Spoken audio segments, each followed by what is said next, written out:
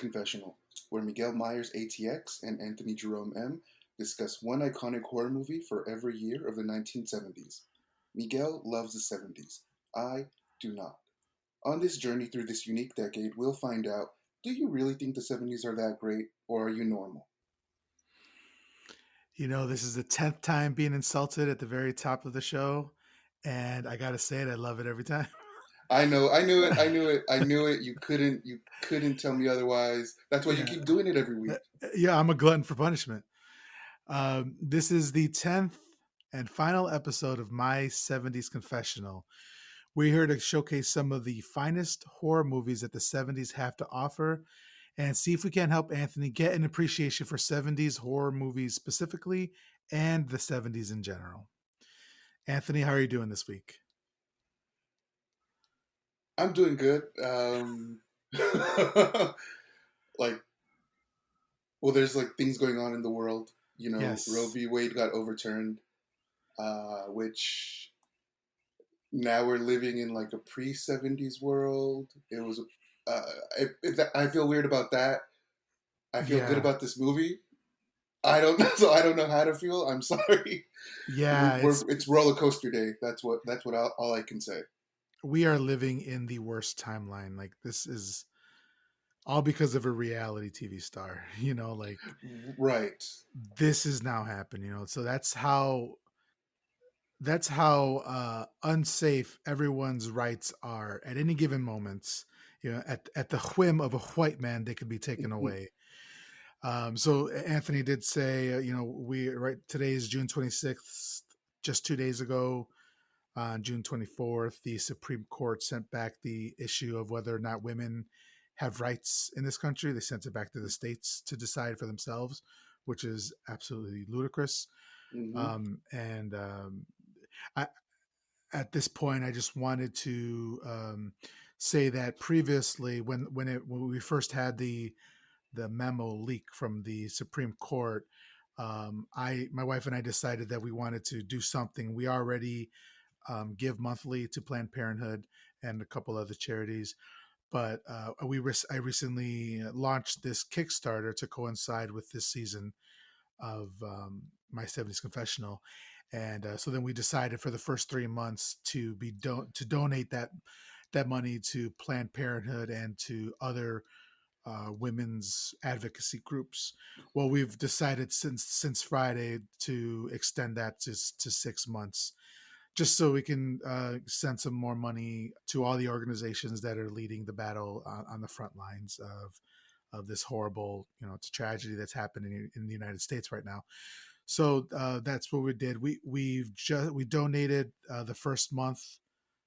At the beginning of this month is when we made the first donation, and coming up within the next couple of days, we're going to be making the second donation. Can I be a total piece of garbage for just a second? Yeah. You said Kickstarter, but you mean Patreon.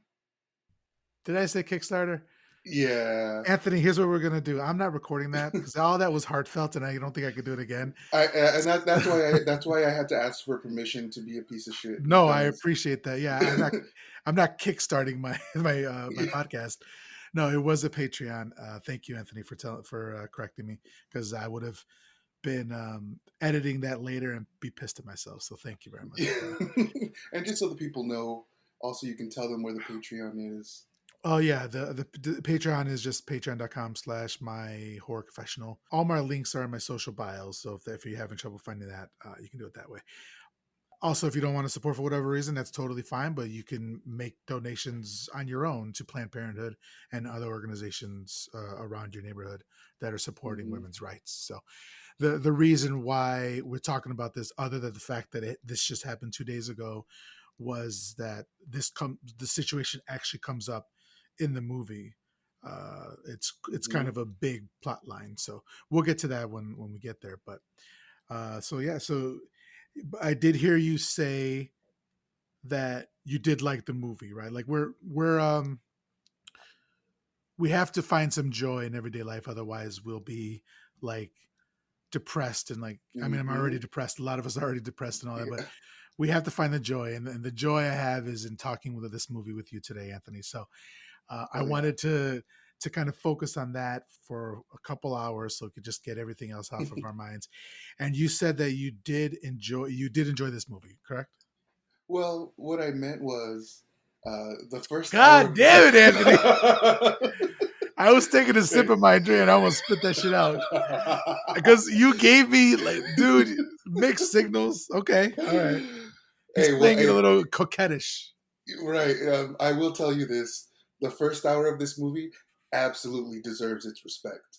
Um, After that, I'm not going to say this movie's okay to shit on, but the first hour of this movie is quite a respectable film. Mhm. It was very enjoyable. In my opinion, there's something for everyone. This movie is trying to say something, and I really appreciate that.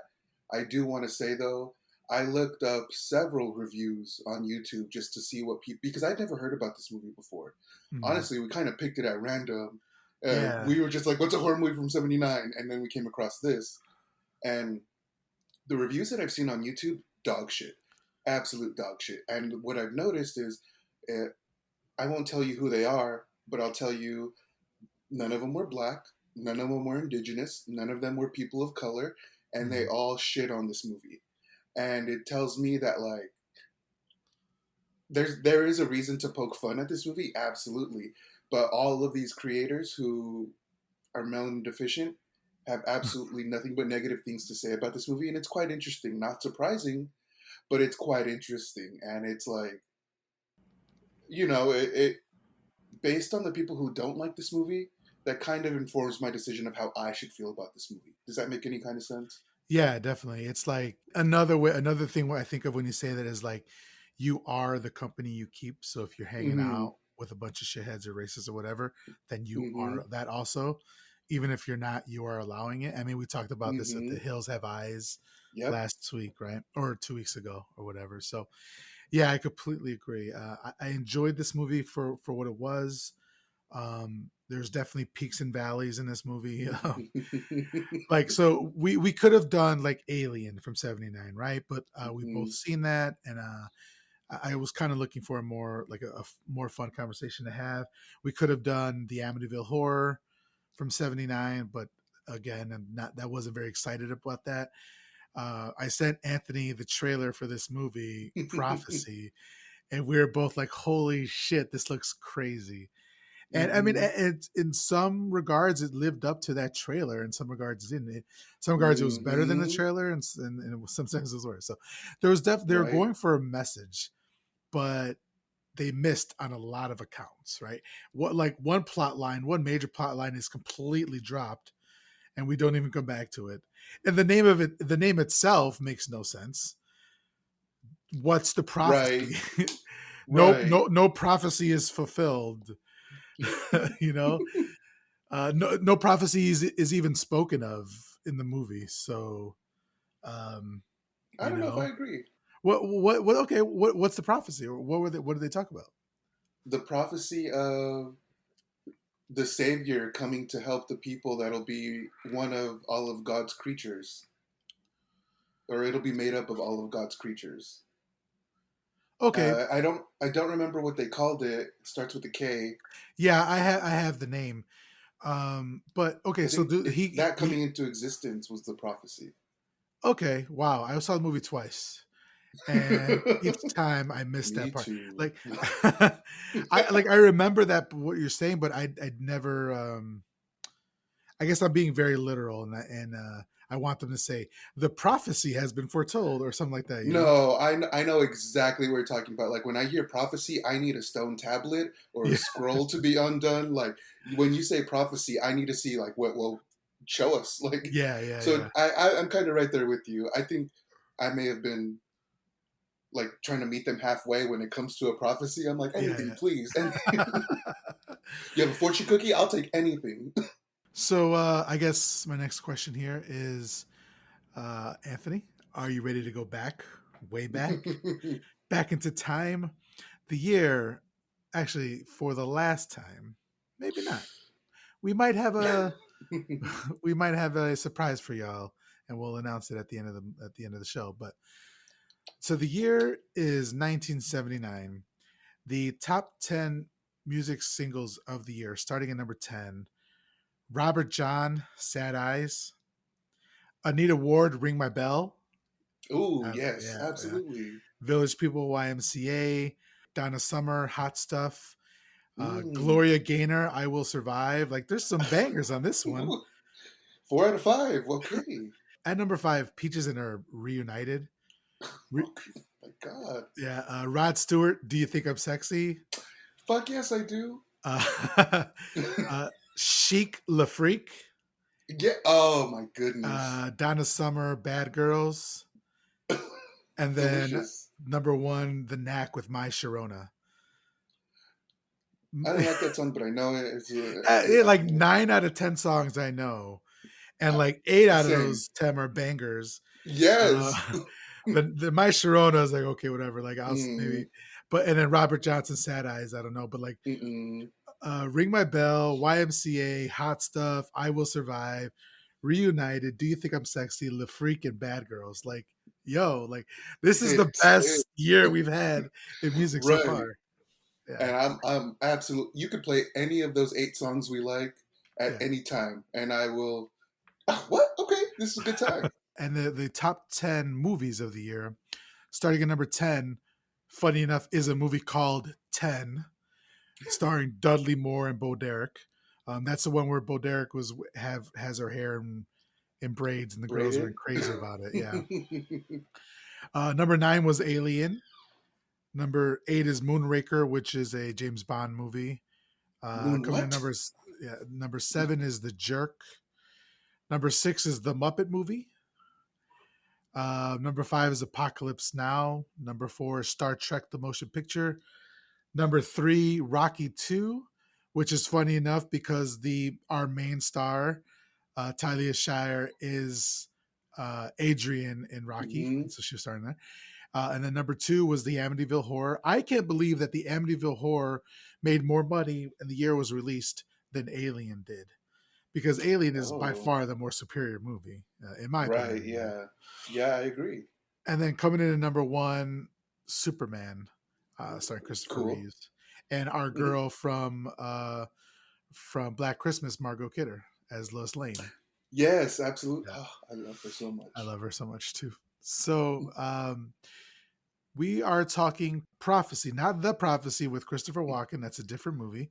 We're I was talking about hoping. I was hoping that's what we were gonna. I'm like, hey, I'll watch Christopher Walken anything, but still, I was not as disappointed as I thought I would be.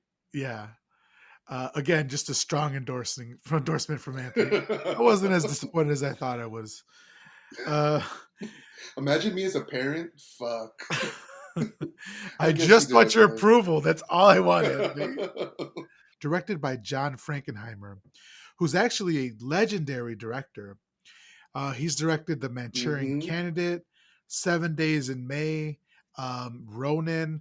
He has like almost maybe 15 or 20 movies that are rated 7 or above on IMDb, like just classics left and right. And then he also did The Prophecy. So, you I was know, gonna say, you know what's funny? I've never had ratings. I've never looked up ratings for movies before, but I have the ratings for this movie. yeah. Because I like was like, that the beginning does show promise, and then it kind of shifts gears into just a creature feature hmm. from a story with a message to just like a creature, like a less good version of Jaws on land, you know, because it was like just he would just pop out of the woods, stuff like that.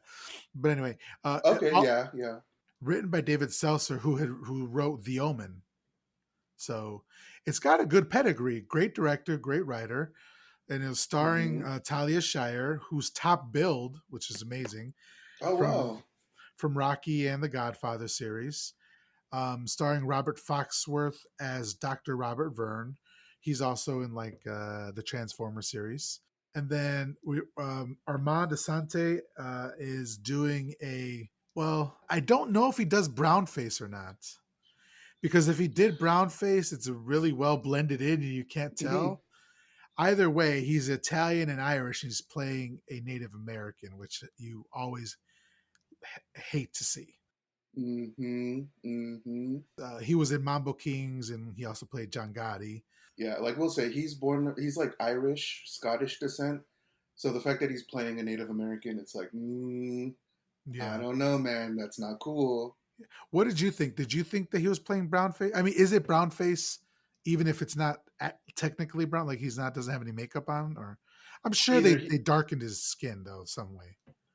which would be like if his skin was darkened by makeup, or if he went tanning to play a character that's normally a kind of character that's known as brown skin, you're still it's still kind of Yeah. brown face, kind of like brown fishing at least, you know. Like that's if that's not your normal skin tone, you're lying. Yeah, like oh, even from this year also, Vasquez from Alien was Yes. played. Oh my god. So like if we're giving if we're giving her shit, we got to give him shit as well. So yeah, Oh, I mean, she deserves all the shit she gets. She had an accent and yeah, everything. That I didn't even. She was so good. I didn't even know it was brown face until like last year. yeah. Until a couple years ago, yeah.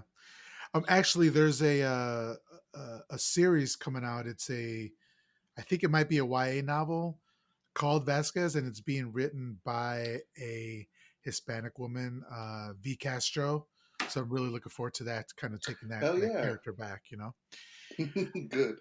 And then Victoria Racimo as Ramona, and then we have Richard Dysart as Isley, and then the only actual Native American in a speaking role, and that's uh, please forgive me if I'm not saying his name right, but it's George Clutesi or George Clutzi as Hector Marai, and he was actually Native American. Oh wow. Before we get into the movie, I wanted to talk a little bit about what type of movie this is, what subgenre it is. Cool. Uh, so this movie is part of the eco horror subgenre. Other movies in this subgenre include Chud, The Toxic Avenger, Long Weekend, Day of the Animals, The Birds, and Kingdom of the Spiders. About eco horror, I wanted to read it a little bit, and I got some information from Beside.media. They had an article in there about eco horror, and it was really informative. So, eco horror films have been terrorizing moviegoers since The Creature from the Black Lagoon first crawled out of its swamp in 1954, or perhaps more memorably, since a horde of angry seagulls blew up a gas station in Alfred Hitchcock's The Birds nearly 10 years later. Once the domain of the fantastical and bizarre, the genre has evolved over the years to reflect our very real feelings of guilt and anxiety over the harm we've perpetrated against nature, not to mention our dread over the consequences we're already experiencing. So, with many more films capitalizing on these fears, our alarming epoch is proving to be a cash cow for eco horror movies. An eco horror movie itself can be further subdivided into genres. So we have the when animals attack movies, and that's like Jaws, Grizzly, The Swarm, Alligator, Orca. And you have the Revenge of the Plants subgenre, which is like The Day of the Triffids, which portrays a world that's ravaged by sentient carnivorous plant life that arrives on Earth via a meteor. Then we have like movies like The Ruins and The Happening. Uh, Yeah. Mark I, Wahlberg. I haven't seen it, but You're not missing out. I picture he says stuff like, "Hey guys, what's happening, guys? How's your mother?" it's the Stuff like only. It's the only movie I've ever seen where someone uses heavy breathing as acting, and that's not acting, Mark. You're just heavily breathing every word you say. Yeah. that. Don't let JP hear you because he's He might infatuated. agree with me. Yeah, yeah. Oh no, he hates him. Does he? I thought he likes that movie, The Other Guys. And who am I? Oh, am I thinking of Ben Affleck? Yeah, I think he does like Ben Affleck. Damn. I'm sorry. I'll give myself 20 lashings later. It's the least I could do for being so fucking stupid. No. And then there's the Don't Mess with Mother Nature movies, which is like The Bay, Mimic, Black Sheep, those sorts of Mm. movies. Yeah, I like the mimic. Okay, I like these subgenres. And then we have the climate catastrophe movies, which are like The Day After Tomorrow, Mad Max, Snowpiercer, and Mm. then there's No More Earth to Ruin subgenre, which is like Silent Running, Avatar, After Earth, Planet of the Apes, like any movie in which we need to leave the planet because we fucked it up, that sort of Mm. thing. So those are the types of movies that can be found under eco horror, which is this type of movie. And a lot of times you get a lot of messaging and a lot of uh, yeah, just a lot of messaging about what we're doing to Mother Nature and how she's going to be she's done with us. She's done with our Hmm. bullshit and she's fighting back. As well she should. As well she should. She's gonna be fine. We're the Yeah, ones who yeah, need to work with her. Like, exactly. All right, so the movie starts at night and it's pitch black. The wind howls as we see some flashlights in the distance working their way closer to us. The lights illuminate parts of the forest, and we hear the panting of an animal, and we're not sure. Is it Mark Wahlberg? Is it not? We don't know. I knew it. Something Yeah. told me. I fucking knew it. So the panting grows louder and louder as we see more shots of the forest. Suddenly, we hear the panting as an animal breaks through a brush, and we see that it's a hound dog chasing something down. The music amps up here, and we know that we are now in a chase. Three men are being led by two dogs as they track something through the night, nearly following one of the hounds over the cliff. And you sent me the Mac and Me gif of the kid going over the side of a cliff in his wheelchair, right? Yeah, where it's clearly a doll in a chair, and I think that's like the third time I've sent it to you. I remember sending it to you for Torso because when they throw the kid off the cliff, it's clearly just a fucking doll. That's right. That's And right. I don't remember what else I sent it to you for, but I feel like I sent it to you three times. I remember two times definitely, but yeah, every time you send it to me, I fucking crack up because it's so perfect. Like the idea of a dog jumping over a cliff is like hilarious. I love dogs. Obviously, nothing happened to the dog here. The dog is fine. I mean, the real dog, not the character dog, Right. right? Have you ever seen that episode of Martin where he has his friends all at the table and he has that fake Rottweiler? That's Yeah. exactly what I thought of when the dog jumped off the cliff, just like him pretending to hold that. And this, I'm sorry to stray us off the path, but this movie reminds me of two episodes of Martin, and I don't know what that says, but this is What's the the one. other episode? Are you going to tell me later? Or you want to say now? I'll tell you when we get Okay, cool. there. And first of all, how dare you ask me if I know that episode of Martin? Oh man, All for that. What was it? Cassette Tommy's in the players. yeah, yeah, yeah. Tommy's in the background, looking like try not to crack up. Trying not to laugh. Yeah. Then I sent you the scene on TikTok. I don't know, maybe 2 weeks ago, where I think it was Tommy before he passed, obviously, or I forget who it was. Maybe this was Tashina Arnold. I don't remember. But they were talking about filming that scene and how they were supposed to get a real dog, but Yeah. they couldn't get the real dog. So at the very last minute, they got a fake dog, Yes. and nobody at the table knew that it was gonna be a fake dog. So yeah, Yeah. Good times. Good times. amazing show. Like I like Seinfeld. You could talk to me about Seinfeld all day. I'll talk to you about Seinfeld all day. But if you don't show the same respect to Martin, then what the fuck are you doing, right? There's Okay. something there, right? So they attempt to pull the dog back up, but the rope it is attached to starts to pull back and eventually snaps. So then two of the men rappel down to retrieve the fallen hound. But once they get down there, all that can be heard of them is screams in the night.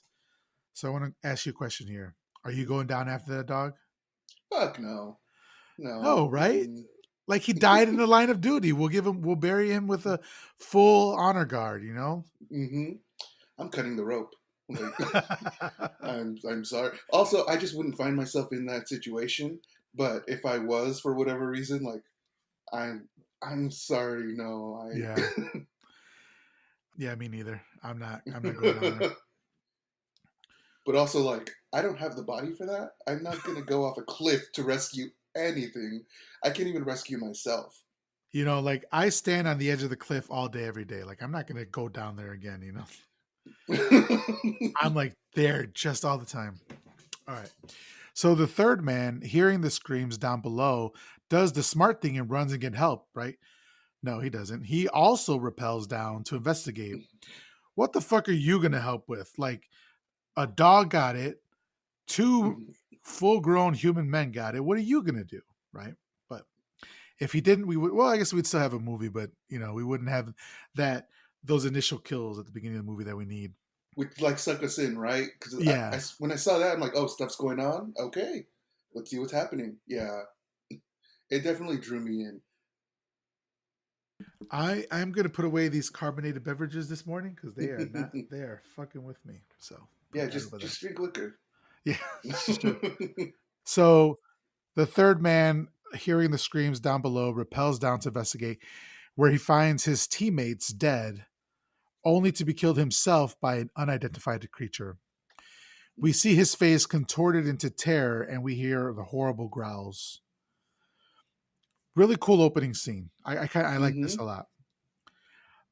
The next morning, we see a beautiful, picturesque sunrise come up on a grisly scene.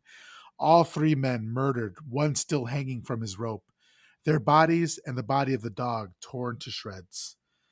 The camera pans up to show us the beauty of nature as the scene fades into Maggie, played by Talia Shire, playing cello in an orchestra. The crowd is packed, but she seems to be distracted, making some mistakes, but she writes her performance eventually. After the performance, Maggie speaks with a friend about a hard decision she has to make. Her friend says she doesn't understand why she doesn't tell him. And then Maggie says, because he doesn't believe in bringing children into this God-forsaken world.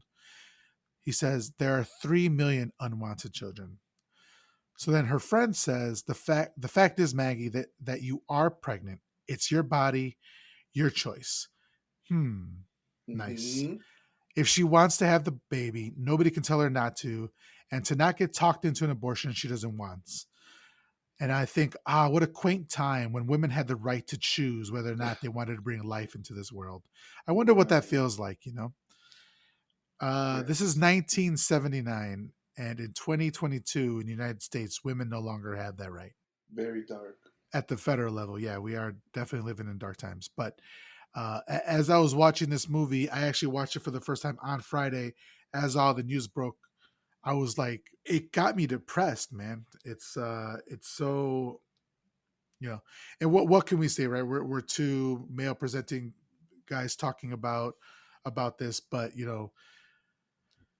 it's terrible. But this movie kind of made me a bit emotional for I think when we talked about it earlier in the series, Roe v. Wade happened in like 73 or Mm-hmm. 74, Mm-hmm. right? So this is only a Yes. couple years after it happened, and they already like in their mind, like this is our right to choose. Right. And then Like quickly after they understood, like, hey, I can do whatever the fuck I want. yeah, And so it's very also it's kind of interesting because I don't think we've ever seen well, I haven't. I don't think I've ever seen anything where someone is being encouraged to keep the baby and to like even though you can get an abortion doesn't mean you have to, which is cool because I love being able to see the different sides of that coin, which is like you can get an abortion if you want or have a kid if you want. And now the conversation that's being had, it's not that. And that's yeah, just very it's a lot to think about. Well, it's a lot yeah, I there's nothing I can say that would make it be like, oh yeah, this guy gets it. I just know it fucking sucks, and it's just hard to understand. yeah. And also, yeah, this was a movie written by a man, a white man. Um, so yeah, so it's just funny, or it's just crazy how topical some movies can be retroactively. You know, 43 uh, years later. yeah. So that scene ends, and next we have a very short scene. We're at a protest of some sort where Native Americans are speaking through a megaphone that they will fight to keep their forests, and then we see some possibly Native Americans, we don't know, and then a lot of other like white people at a protest, and that's the scene. It's a very quick scene. I don't know what they're setting up here. Are they setting up the climate in the country and like the political climate, um, to show that there is some support for the plight of the Native Americans that are in this story? I don't know. I kind of like it, but the fact that the scene was so short, I was wondering if maybe they could connect it, like if they could have like John Hawkes perhaps Hmm. at, at the ceremony or at the protest, and that would connect us back to it. But they didn't really do that, so it was just a little bit weird. But Right. I You have to saw like what they're. connect the pieces yourself. Like Oh, natives are protesting. Okay, so then that gives you an understanding of why they're going to be so, what's the word, protective later of their land. I don't Yeah. know, they didn't connect the pieces for me, so like I had to do it myself. But Yeah. if one of the characters would have been there like you said, it would have made a lot more sense. So the next, we are in a comically poor neighborhood. It seems almost satirical. We see abandoned Mhm. cars stripped down to just a frame. The street is full of litter. There's graffiti over every surface. Children play on top of cars, and the streets are filled with people. Of course, because this is Hollywood and they want to show black people in a negative light, the people in this community Mhm. are black. It very well could have been a trailer park or white ghettos or something like that, you know. But of course, Mhm. they know what they're doing when they choose this. They choose Mhm. how they're representing people. Mhm. Absolutely. So an ambulance pulls up to one of the buildings, and we meet Dr. Robert Verne, who has a magnificent perm, a white man perm, you know. And he walks up to an apartment where the mother explains to him that her infant has been continuously bitten by rats due to them living in a rat infested tenements. Infuriated, he vows to sue the slumlord. And then we get our first good look at the apartment, and the family here is living in squalor. She says that the slumlord even said that the rats got to have room to live too. Mhm. He doesn't live in the building, he lives with the rich rats. So Robert says he needs to take the baby to the hospital. And this whole scene is giving like rich, woke, white savior vibes. You Mhm. know, it's like Mhm. when people take mission trips Like to yeah. Africa and hold babies to take pictures with them, that sort of thing. Like this Mhm. is what that's giving, you know. See, and there was something interesting to me about this scene because as soon as the doctor gets out of his car before he enters the apartment, he like whistles at someone and snaps his fingers like come over here, and he's speaking to a paramedic, and the paramedic's black. And as soon as the doctor walks into the house, he gives his medical bag to a little black kid and says, "Hey, take this and show me the way." Because the little boy greets him like, "Oh, she's right up there." And the doctor says, "Okay, take my bag and show me the way." So like the very first instances I see him have, the very first interactions I see him have with black people, he's telling them what to do. And then the next, he's helping them. Like that doesn't cancel out what you just did. It to me, these are the things that black people look out for. It's like, yeah, you're here, you're doing your job, and you want to make sure you do it well. But on the way there, you literally force black people, or like you had these quite weird interactions with black people. Does that make sense? Yeah, it appears that, or no, it doesn't appear. He thinks of them as he thinks of the people here as subservient to him or there to help him in whatever Mm-hmm. he needs. You know, Mm-hmm.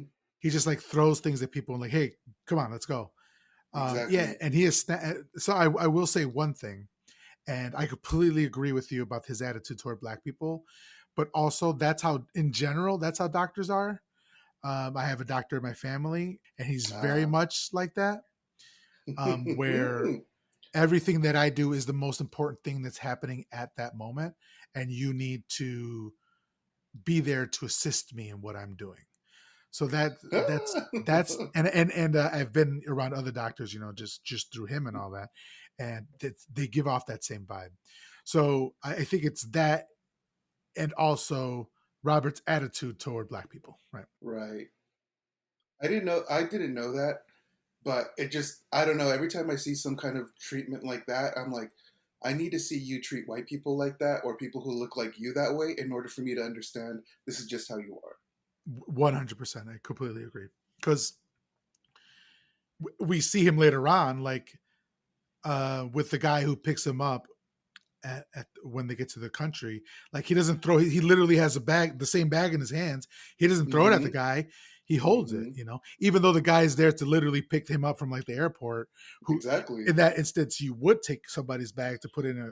He doesn't do it. You Exactly. know. So yeah, you're 100% correct. So outside, he tells the ambulance driver to take the baby to the hospital as he has a conversation with another man, Vic, who asks him to ride back to the hospital with him so that they can talk. But they kind of stay on the scene, and Vic says Rob looks exhausted. It's like, oh, thanks, friendo. I appreciate that. And then he asks if the hours are getting to him. Robert says it's not the hours, it's the futility. He says he's fed up with dealing with the squalor of city tenements. He doesn't feel like he is making a difference. He says he'll write a report no one will read, and he's going to sue the landlord, but it'll be settled out of court and that no one is listening. Here's the thing, based on what you said, I know this type of person. This is the Mm-hmm. type of person who believes that only they can help, Mm-hmm. and they Mm-hmm. don't work with the community so that that it's a community effort. They work Right. on behalf of the community and get no input Mm-hmm. from the community. And that's exactly what this feels like to me. Exactly. And um, just a second. There's like a spoken word poem. I think you may know it called "Whitey on the Moon." Yeah, Whitey in a It, movie. yeah, and this entire like this poem should have been playing in the background of this scene because it's literally like a rat bit my sister, but there's enough money to go to the moon, and this guy thinks he's the answer. He thinks he's the be all end all when he can literally teach these people or be the one to show these people how to like help care for each other or just learn how they work and integrate himself into their society and figure out what they need instead of just putting on this, well, there's going to be a lawsuit, the landlord will be fine. Like, you don't even have to go that route. You just think you have to. It's like, Yeah, yeah. So Vic says he has a job for Robert with the EPA, the Environmental Protection Agency, to write a report on a logging operation near the Androscoggin River in Maine. The loggers are in a dispute with the local Native Americans. The Pitney Mills Paper Company has bought the rights to 100,000 acres of forest in Maine, but the Native Americans claim the land is theirs, which it is.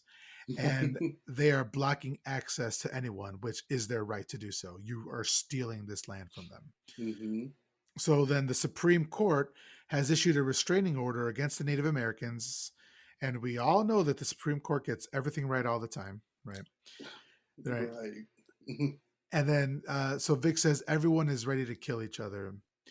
He says they need an EPA report. And if they file a negative report, the paper company won't be able to cut down the trees. And if they file a positive report, the Native Americans will lose. He says that this is a chance to have a permanent impact.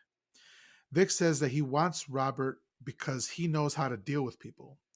He says it's only 2 weeks of his time, and he says he can bring his wife along as a getaway for them. You know what I noticed is that when you read, you make very little mistakes.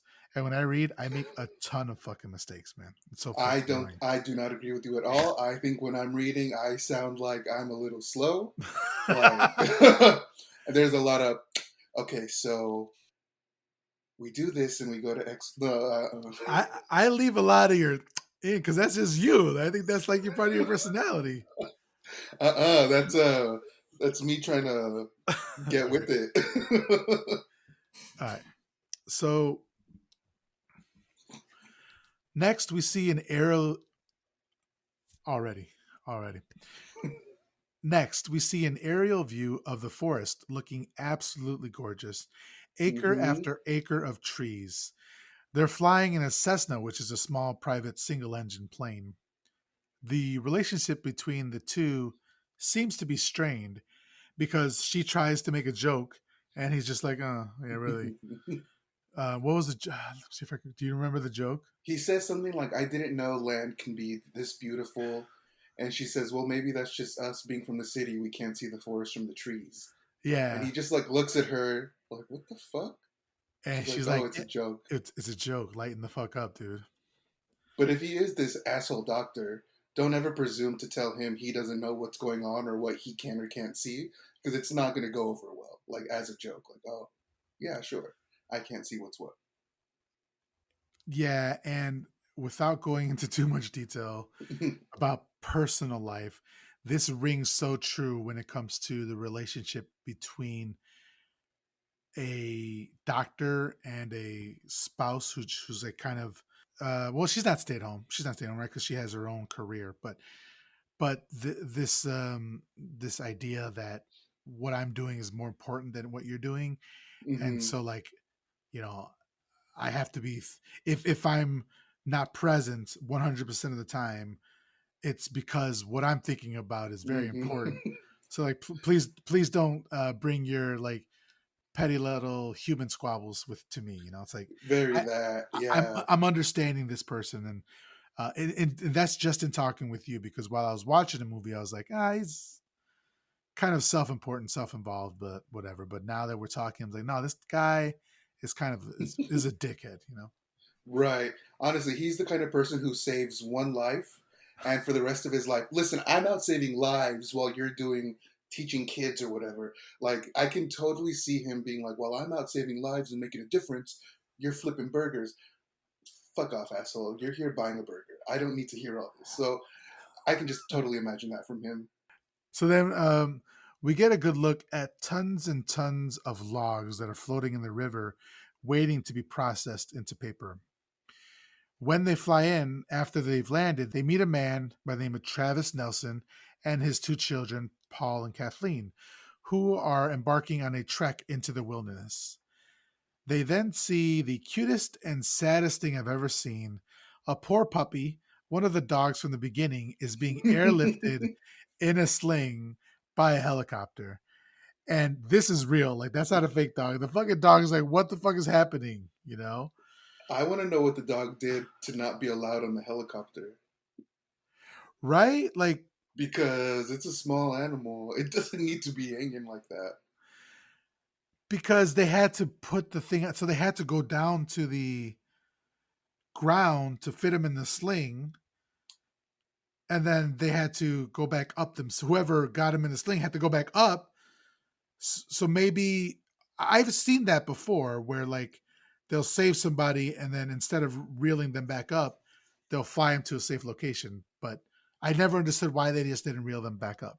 You know, it's just weird. Yeah. I saw What Deep Blue Sea yesterday, and they were definitely had a little guy dangling really? instead of being in the helicopter. So okay, I guess that's a thing. You just randomly saw Deep Blue Sea? Yeah, yeah. I love it. I wish I could just randomly watch horror movies. Like it don't happen in this household. Oh, that's my whole thing. Yeah.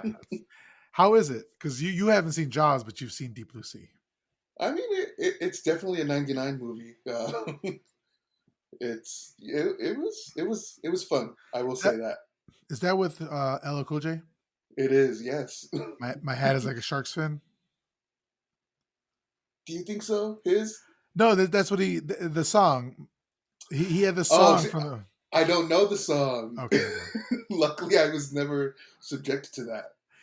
LL Cool J. Do you know that he was a rapper? I kind of, but when I got to him, he was an actor. He I had that see it. one show. Oh, I Yeah. hanging. No, no.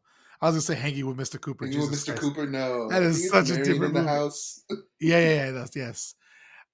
He would always have the one pant leg up. Yes, I Okay. used to do that as a kid.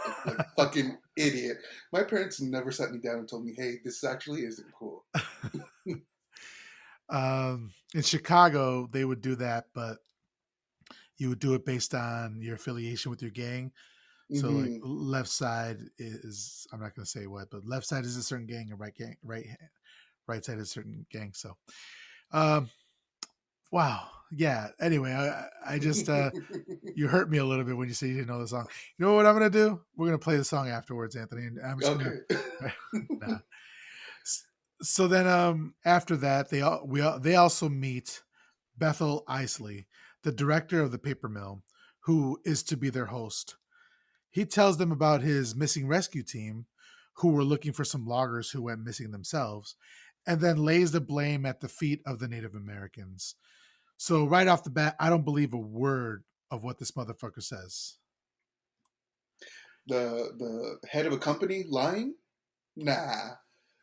Or somebody who Yeah, has a vested interest in this company's profits being a liar? It doesn't happen. It's unheard of. yeah. And the fact that they have the sheriff's office in their back pocket just speaks to like, I mean, police aren't there to protect you; they're there to protect corporations and property, not yourself. Hmm. So Isley tells them that the woods aren't safe right now because of the Native Americans. People start going missing, and then they, quote unquote, spread a story of a local legend, Katahdin, as quote unquote larger than a dragon with the eyes of a cat. Sort of like a Bigfoot, but larger, he says.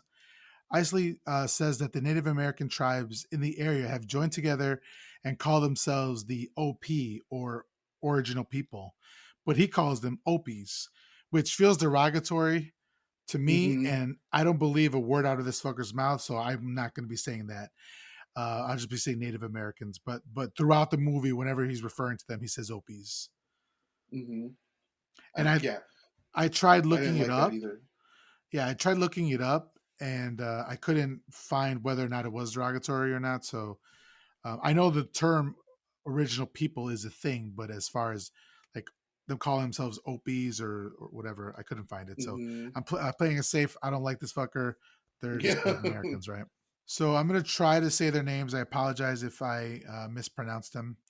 But the tribes are the Anishinaabes, the Passamaquoddy, the Wampanoags, and the Yurok. So I wanted to take a second here because I didn't know if these tribes were real, and I wanted to see if they were just bullshitting and making up names of tribes. Like I've heard of Wampanoags. So I looked up each one of these tribes, and I just wanted to give a little bit of time and talk about these tribes because this story should be centering around them and the Native Americans, but it doesn't. It revolves around a white doctor and his wife. You know, Mm-hmm. so I just wanted to show a little respect and talk about the Native American people, the tribes that they were talking about. So the Anishinaabe are a group of culturally related indigenous peoples present in the Great Lakes region of Canada and the United States. They include the Ojibwe, the Odawa, the Potawatomi, the Mississaugas, the Nipissing, and the Algonquin peoples. So the Passamaquoddy, yes, the Passamaquoddy are Native American First Nations people who live in northeastern North America. Their traditional homeland, the Pescotumahatek, straddles the Canadian province of New Brunswick and the U.S. state of Maine in a region called Dawnland. They are one of the constituent nations of the Wabanaki Confederacy.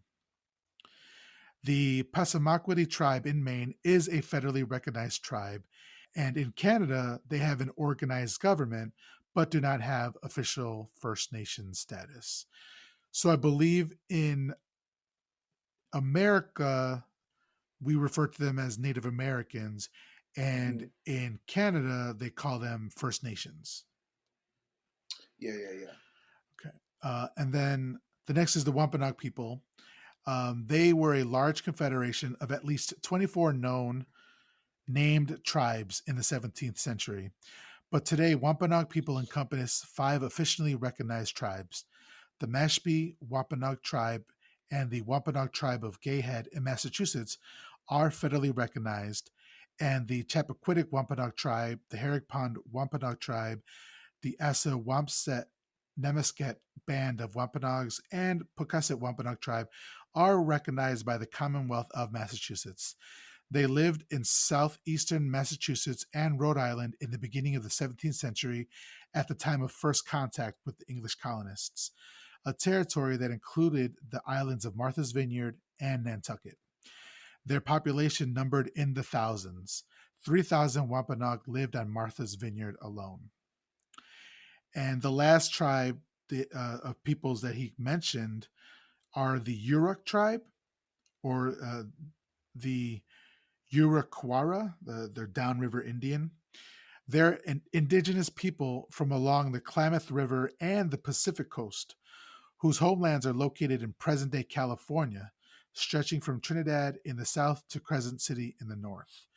So, this is where I think that they were just throwing out names Mm-hmm. of Native American tribes, because this tribe has, as far as I can tell, was never in the Northeast, was never in Mm-hmm. Maine. It was they lived in California, and so 3 out of the 4 did live in the Northeast, but this last one, the York tribe, did not. So I don't know why they just threw that one in there. They're all the same to them, apparently. I don't know. Exactly. Yeah. There's more reason not to believe this guy. He just lumps them all together. So that's it. I just wanted to give a talk a little about the tribes that they mentioned here. So while driving through town, Isley claims that lumber companies ruining the forest is a myth. They plant trees after they clear an area, and have been doing so for 20 years. As Isley drives the couple to their cabin, their path is barred by Native Americans. The Native Americans refuse to let Isley's people pass, and a fight ensues between the leader of the Native Americans by the name of John Hawks, played by Armand Asante, who's once again not Native American, No. um, and between him and one of Isley's thugs. The thug is armed with a chainsaw, while Hawks has only a double bit axe. So they go back and forth, and to me, John is just standing there.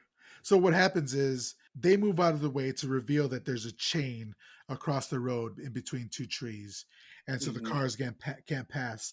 So Isley tells one of his goons to get a chainsaw out and go cut down the tree, and he grabs that chainsaw like he carries it like a revolver in his on his Yeah. belt so fast. Yeah, like he keeps that thing on him.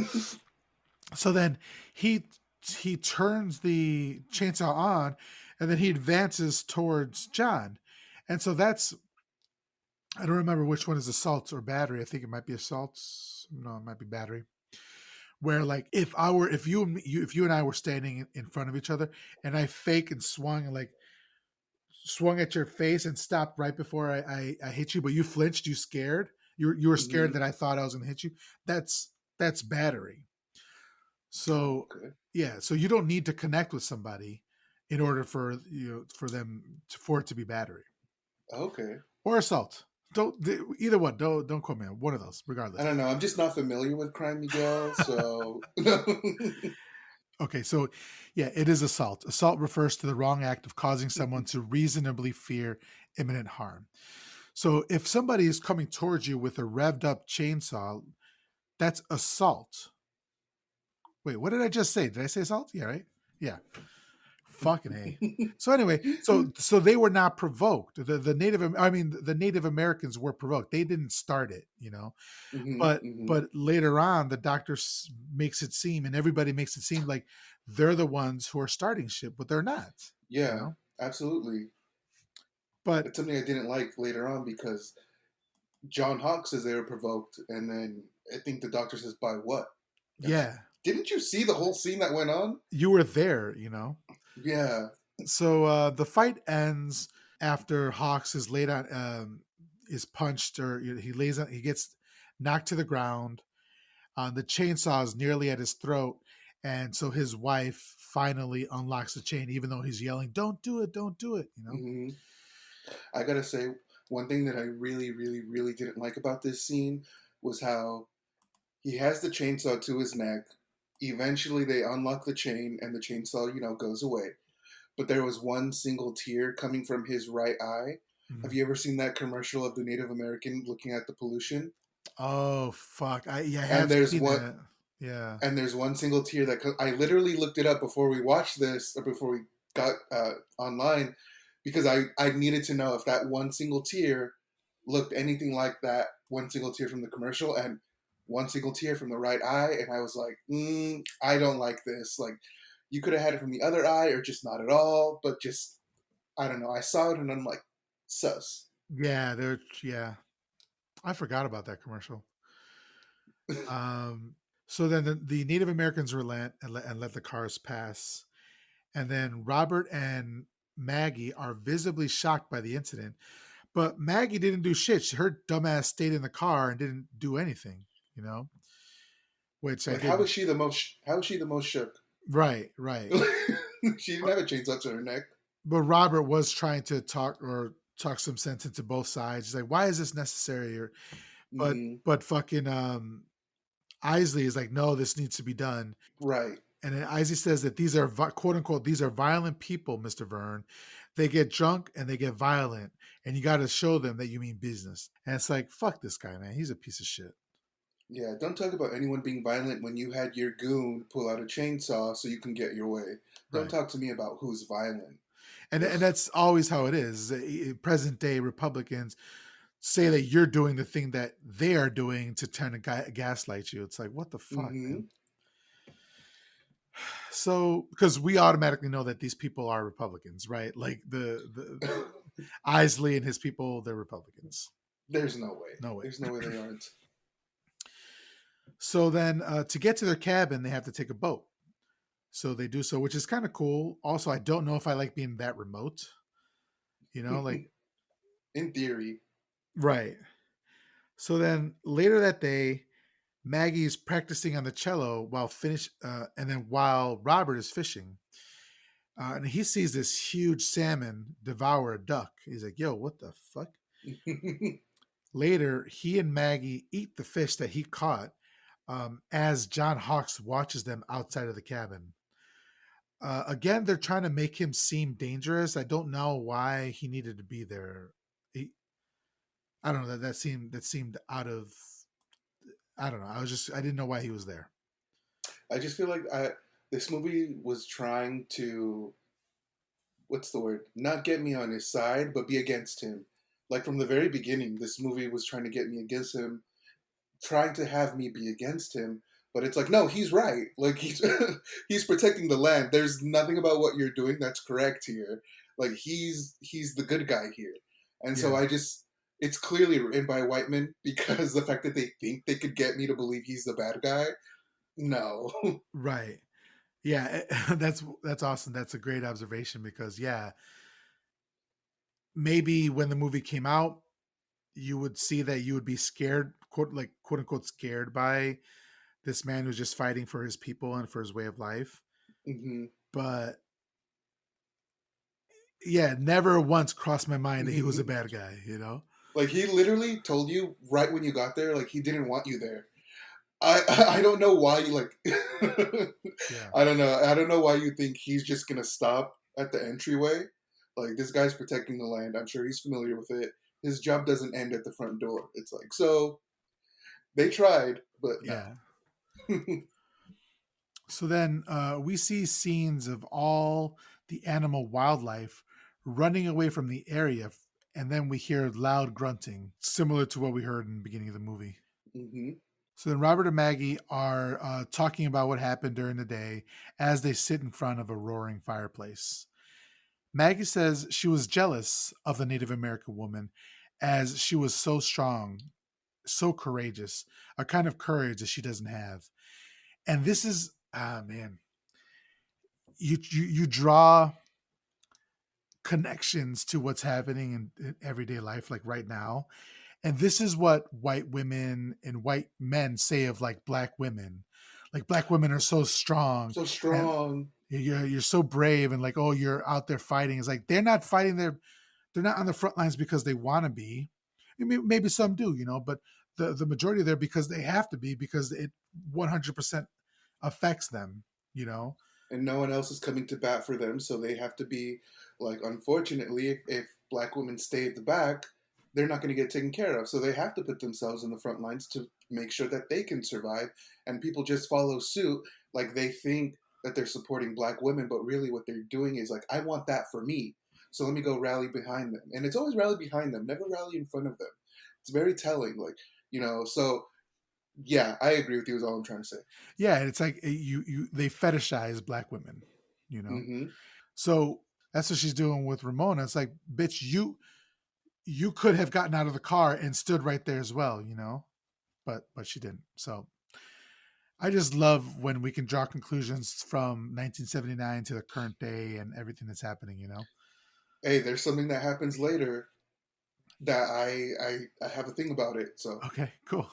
Let me know for sure. So then Maggie then says that she loves Robert so much she wishes there were more of him. To which he says, "I can put on 20 pounds," which I'll give him was kind of a good joke. I'll give him that one. that oh yeah, that was good. That was a chuckle. And then she says she means she wishes there were more of us, which apparently kills the romantical mood for Robert, who says she knows how he feels about children. Maggie says when she was a child, her mom told her to clean her plate because there are starving children in the world.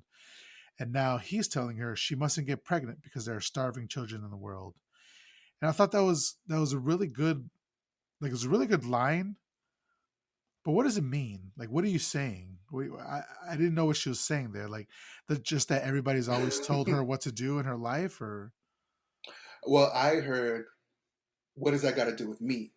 It's mm, like, like if I don't want to eat my food, I'm not going to eat my food. I don't care if there's other people who are starving. I'm not going to appreciate what I have. I don't care that there's 3 million unwanted kids in this world who can't be taken care of because I want a kid and I assume I can take care of it. Literally, what's that got to do with me is all I hear. okay, But also, she can have a kid if she wants to. But the okay, first of all, doctor, why are you fucking raw if you don't want a kid? Don't you think vasectomies are a thing, that part. condoms are a thing, birth control also, pills. So I don't know why you're going in raw with in saying you don't want a kid. Now you're telling the woman what she can or can't do. No. Yeah, So, but also, what was I getting at? No, yeah, just that. Like, also, she is a woman, a white woman in America. If she has a kid, she can take care of it. Or like hmm so it's not as if she's poor or not of means. So I can understand why she would think, what does someone starving have to do with my situation? I can feed my kid. yeah, yeah. So as they're getting, so as they're getting it in, Robert hears Getting it in. Robert hears an animal screeching outside. He goes to investigate, and when he opens the door, okay, wait. Chilligan's Island? Was that what he was Yes, saying? yes. Oh, Martin. Oh fuck yeah! Okay. So So as this is the other scene that reminds me of Martin. so he goes to investigate, and when he opens the door, they're attacked by a deranged raccoon, and Robert ends up killing it with fire, but it attacks him and her. I think he even bites whatever. So Anthony, Hmm. so Anthony is talking about this episode of Martin called Chilligan's. I don't know if it's called Chilligan's Island, but they go to Chilligan's Island. Do you want to say what happens with the, Go for it, because I love that you so that you can speak to it. Yeah. do they win the trip, or do they just buy tickets there? I don't remember. No, as far as I know, they win it or something to do with the radio Yeah, with station the giving radio it to station. Martin. Yeah. Hmm. So then so they show up, and it's supposed to be this all inclusive like luxury resort and whatever. And they get there, and it's fucking run down, it's bogus as fuck. And then they, they are attacked by a rat, right? But it's a one of the fakest rats you'll ever see, and it's like a rat that has wheels. Like, you don't see it has wheels, but you know that the production designer like just put like this rat thing on top of a remote control car. Hmm. And then so Martin Lawrence is one of the best there ever was at physical comedy. Yes. And so like he grabs the rat and like starts punching it, and then it's like jumps on the bed and like gives it like the people's elbow and shit like Yeah. that. Fuck man, it's And so just good. like the way he's holding it off, like trying to prevent it from biting his neck or his face, like such great acting. Like I fuck with my niece's like stuffed animals the way I do because of this episode. Like I'll just grab one of her rabbits and just start like fighting it, and it's like just a Martin like play for play. It's literally like that scene lives in my head. So when this came up, this raccoon at the doorstep, fully acting, mind you, acting like it's distraught, and then attacks. I was like, this is that thing Martin was fighting. And even Pam even gets in on it, and Martin and Pam don't get along. And so when she gets in on it, he's like, yeah, like oh man, great scene. But if you haven't seen that scene, pause this, come back, but pause this and go look up, just Google or go to YouTube Martin Chilligan's Island, like rat. And I'm sure it'll come up, and it's fucking hilarious, and you're welcome. I love that so much. So as soon as I read that sentence, I remembered about the thing. I was like, oh fuck, Chilligan's Island, yeah. All right, cool. All right. I love that so much. So the next day, we see the Nelson family, who we met earlier when they arrived on the plane. I love that they're looking hot and miserable because the kid was like, when he first arrived, like he's like, oh, it's going to take 3 days to get to our location, and that's part of the fun. And now they look miserable as fuck. I was like, okay. Mm. I think you and I define fun differently, little boy. Very much so. There's Yeah, no alcohol in sight. Nobody's cooking burgers. Uh, it ain't happening. di- different ideas of fun. So then the father tells the daughter to turn off her portable radio as he thinks he hears something. But after she turns it off, the sound has disappeared and he can no longer hear it. And so they walk off. As they do so, we start to hear the same grunting we've been hearing earlier. So later, Robert is using a payphone to call Vic and let him know what he's seen so far. He also says that he sent some tissue samples of the raccoon that he wants examined, as he doesn't think that it was rabies. Then John Hawkes and his wife, Ramona, approach Roberts to let him know their side of the story. Hawkes asks Robert if he's afraid of them, which Robert says yes. Whatever, asshole. Hmm. Hawkes says, oh, because you've heard the word drunks and violent and murderers? And that's what they're saying about them in Washington as they're discounting their rights with these lies.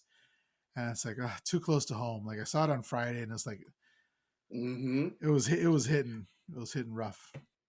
Very, very much so. They speak about going to the Supreme Court, and it's like it's as useless to them as it clearly is now. Like now Yeah. we're seeing it's useless. So then Hawk says, even though he's been educated in white schools and he's learned English, it seems the language is wasted on Native American tongues because white ears refuse to listen. That, Okay. that's a dope line. That's a dope line. Hmm. Thank And you, this, white man John Hawks. yeah. So then Robert says, you seem surprised that people think you're violent. And Hawk says, the violence is always provoked. And then, like you were saying earlier, Robert says, by who?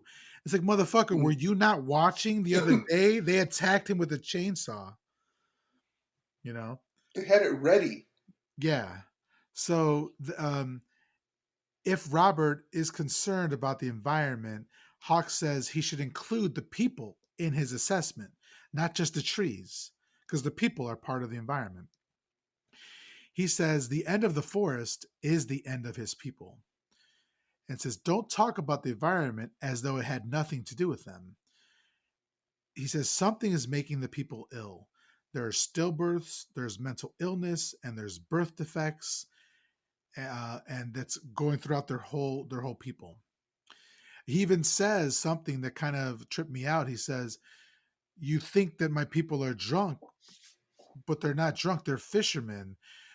When you see them like stumbling, it's because of whatever's happening in the environment. Like we'll learn Mm-hmm. we'll find out later that it's in the food and it's in the water and all that. Mm-hmm. But it's them ingesting that stuff that's making them stumble, and people are seeing that and thinking that they're alcoholics. Mm-hmm. And it's just it to me. It's very much like that today, where these people will take their assumptions about people who they don't think they have to like, oh, they're stumbling, like you're clearly drunk. But if it was somebody who looked like them, oh, well, maybe they had a hard day, or maybe they work a job where they're on their feet all day, or like, maybe they had to walk 50 miles to get to work because their car broke down 3 months. Like they'll give these excuses and literally make shit up so people who look like them can still be the good guy. But when it comes to people who don't look like them or that they feel they don't have to trust, you're a fucking drunk. Fuck what's going on with your life. There's no way you're sober. It's just very interesting to me. And they don't give them the benefit of the doubt. Exactly. Yeah. Exactly. So then Hawk takes Robert and Maggie to the home of Hector Marai, who was Ramona's grandfather. Hector says Katahdin is a vengeful spirit of the forest that has been awakened by the activities of the loggers. So I guess this is where they talk about the prophecy then. Mm-hmm. So then Robert says, oh, okay. This is fucking Robert's pissing me off.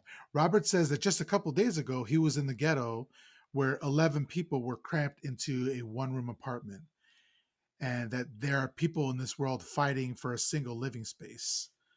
And I'm like, yes, and other people have other fights. Mm-hmm.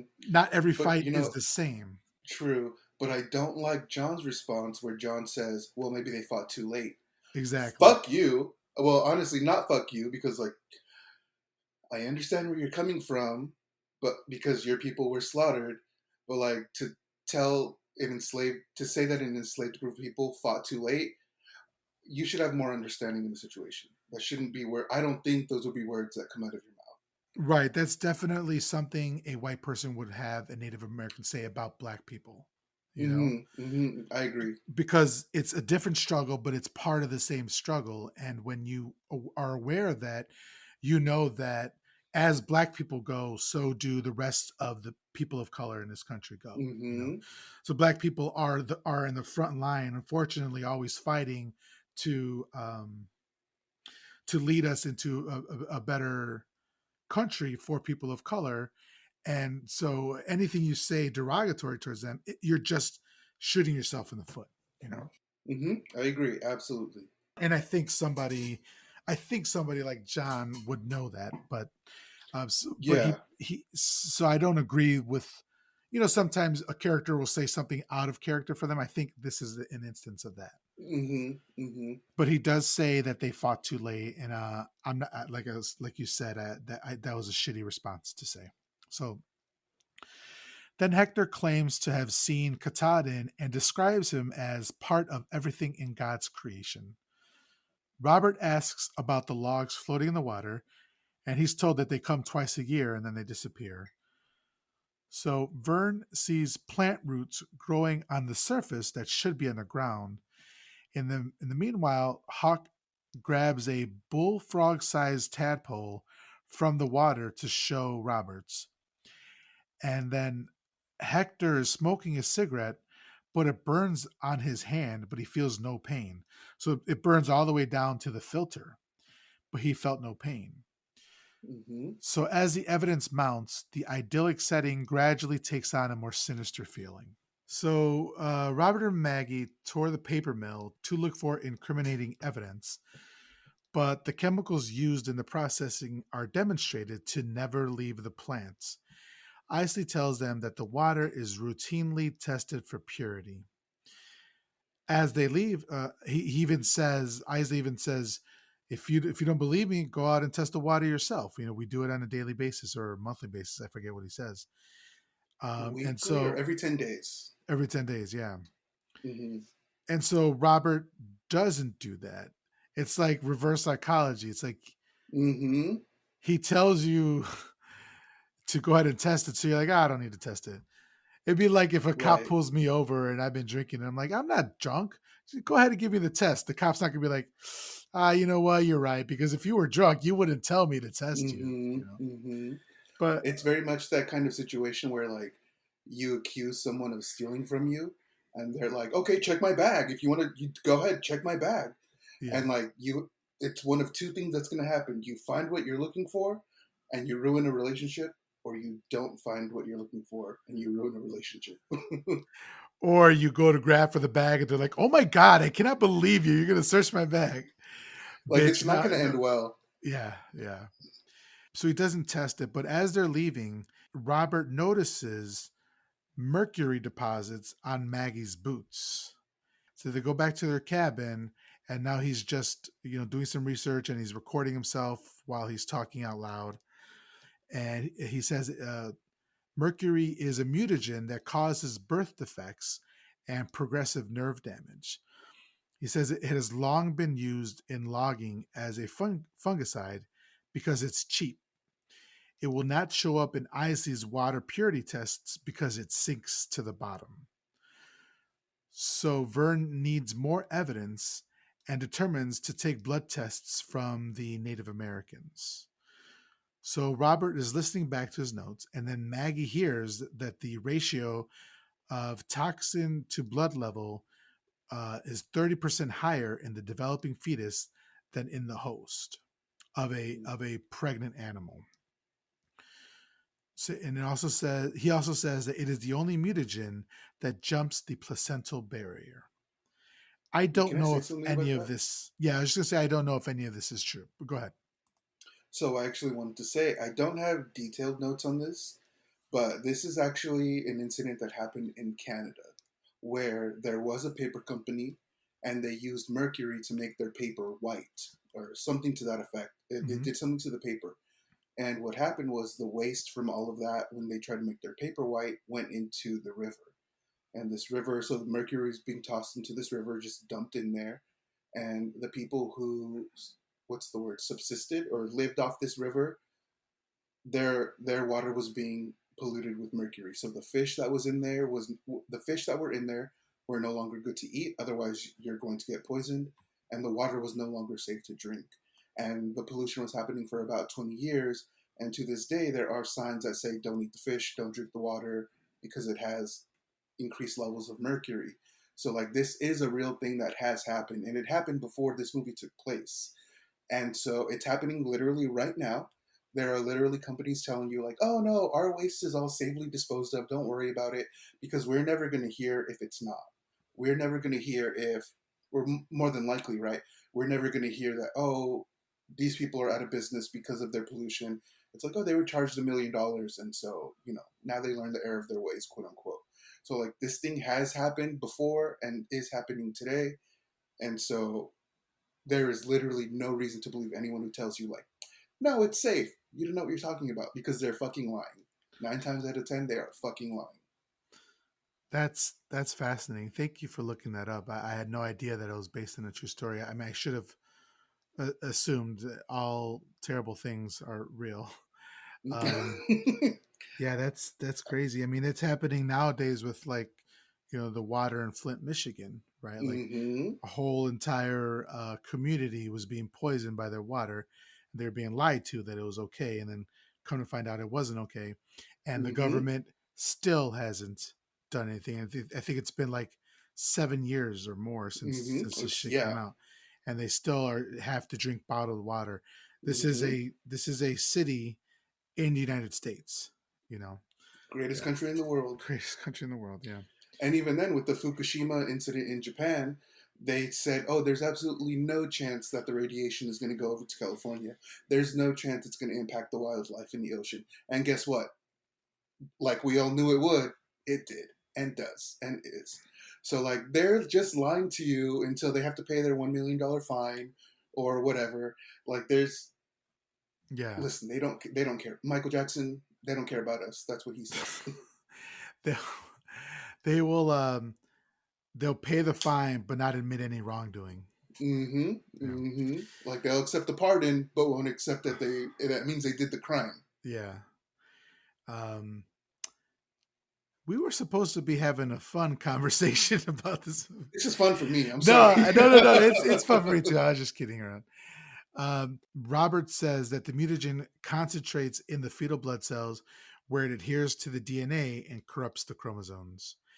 Maggie is very concerned about this new information. Talia is doing a great job here, right? Of Mm-hmm. acting in the scene. She's like, she has to play it off like she's just interested in what he's doing, but really she's thinking about herself and her child. And like, also she has to decide whether or not she wants to keep the baby or have the abortion, and she needs Mm-hmm. to do it like on the quick, right? Mm-hmm. Because she's reaching the certain time frame when before they can no longer have the abortion. Yeah, I would like to say that if you don't know what it looks like for someone to be shitting bricks, this is what it looks like. It's fantastic. Like she's literally seeing what danger she's in addition to the stresses that she's putting on herself in regards to wanting to tell her partner that she is with child, but also knowing what happens if they carry that child to term, but also the anguish of like, what if you abort it when you wanted a kid? There's all these things going on, but also, like I said, fantastic representation of what it looks like to be shitting bricks. Right. And having to try to play it off, which Robert is so unaffected by anything she Mm-hmm. does that she doesn't have to try very hard to play it off because he just doesn't pay attention to her. She just doesn't have to be lashing out, basically, Right. not visibly crying or yelling or anything. And like Robert's like, "Oh, she's fine," but Yeah. we see it. We know what's going on. Maggie asks if a pregnant animal eats some fish, could it affect the baby? And Robert says yes. Then he says to the point where it gives birth to a monster. Then he plays the audio back and she asks how much fish it would take. And he says very little. And the look on her face is like fuck, and like she's sweating and all that stuff. And And of then course, his ass doesn't realize she's not asking for a friend. She's asking for herself. right, because it's not like the night before they weren't having a conversation about having a baby, you know. So I was like, all right, dude. So then he says, she asks how long it'll take to get these findings back, and he says it'll take about a week to 10 days before he knows if he's right. In the meantime, Maggie has to just have this worry about her about getting an abortion or not, or giving birth to a child with, Freakism. yeah, yeah, I don't know if that's the correct term, but like, Oh no, that's what he said. oh yeah, what he says, Apologies. yeah, That yeah, is not what I call. He called it freakism. yeah.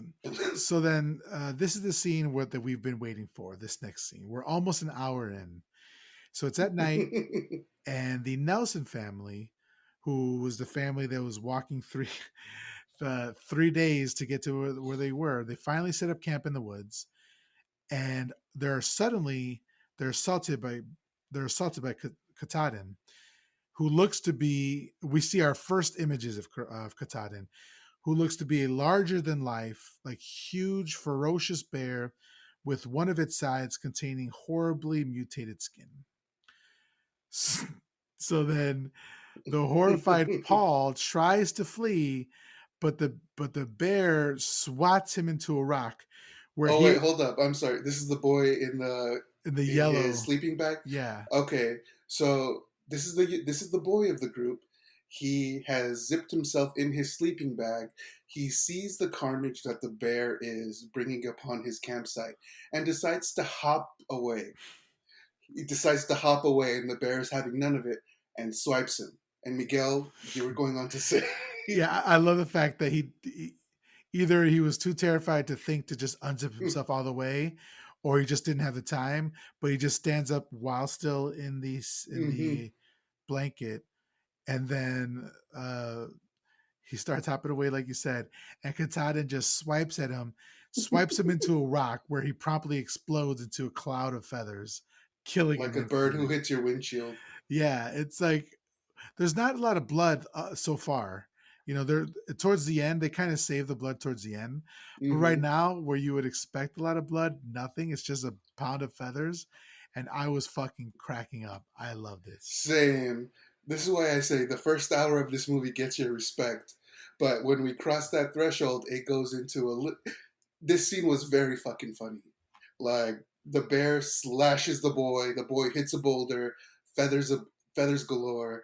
Like I said, like a bird that just hit your windshield. This was fucking funny. Like say what you will about if this is good or bad, it was just a fantastic addition to anything. It's worth the price of admission. I will say. So I was going to say that once the narrative kind of starts getting properly underway, kind of around here, then the ecological subtext kind of almost drops out of sight, as well hmm as the subplot about her pregnancy. Until at the very end, I mean, we'll get there, but it disappears as well. Yeah, So yeah. this is what I can see what you're saying. Where like the first hour is very respectable, putting forth some good effort, and then the last half maybe is like, all right, now we've kind of set it up. Now it's time to pay off. You know. hmm And honestly, they could have, in my opinion, they could have simplified this by at the end of the movie because of these plot lines that have dropped off. They could have said like, "Hey, now that the bear's taken care of, we have a lot to talk about." And Mm-hmm. so then I could have been like, "Okay, cool. I don't get to see it, unfortunately," but it's just like we lose these points. It could have even been like, I don't know what it's called specifically, but words at the end of the movies, like, you know, Mm-hmm. um, Epilogue. yeah, the epilogue, whatever. They made it back to the city, and she gave birth to a fine, handsome baby boy, or some shit like that. You know, Mm-hmm. nothing. That's fine. We'll Yeah. we'll, we'll get to it. So the cloud of feathers. We see the cloud of feathers go. Then the next day, as Robert and Maggie are taking blood samples, Isley and the sheriff of the town, Bartholomew Pilgrim, arrive to arrest Hawks and his men, whom they mistakenly believe to be the ones who killed the Nelson family. They are arresting them with no evidence. It's like, fuck, it's bullshit. However, Still Hawks, happens today. exactly. It's like in New York when they have stop and frisk.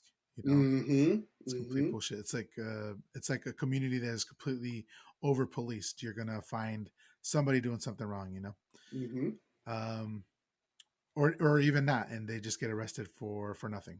So Hawks, however, manages to escape, and Robert, Maggie, and Ramona take a helicopter to the campsite where the murders took place to investigate. As they descend, the pilot radios back that they are breaking radio contact. And I caught this the second time because the first time around, after everything happens, and they're like, "Let's use the radio on the helicopter," and I think Hawk says, or maybe it's Robert. He says, "No, it only works in the air."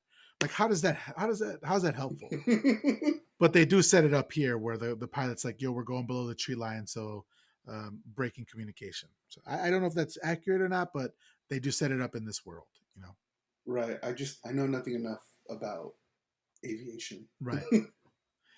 So after Robert leaves the helicopter, the pilot senses that Maggie is sick, and she gives her some smelling salts, like some ammonia. But she's not sick because of the flight; she's sick because of the pregnancy, you know. But she can't say Mm-hmm. anything.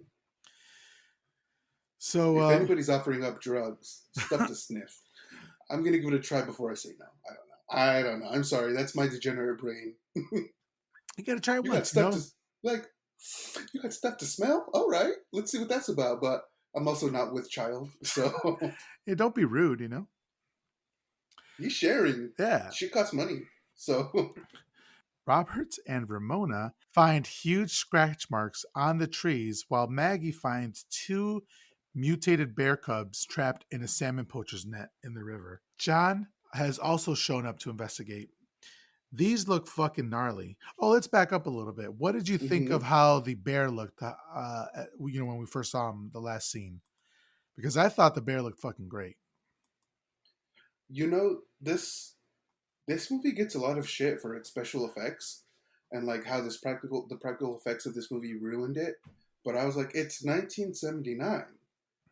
This looks like a mutated bear ravaging people.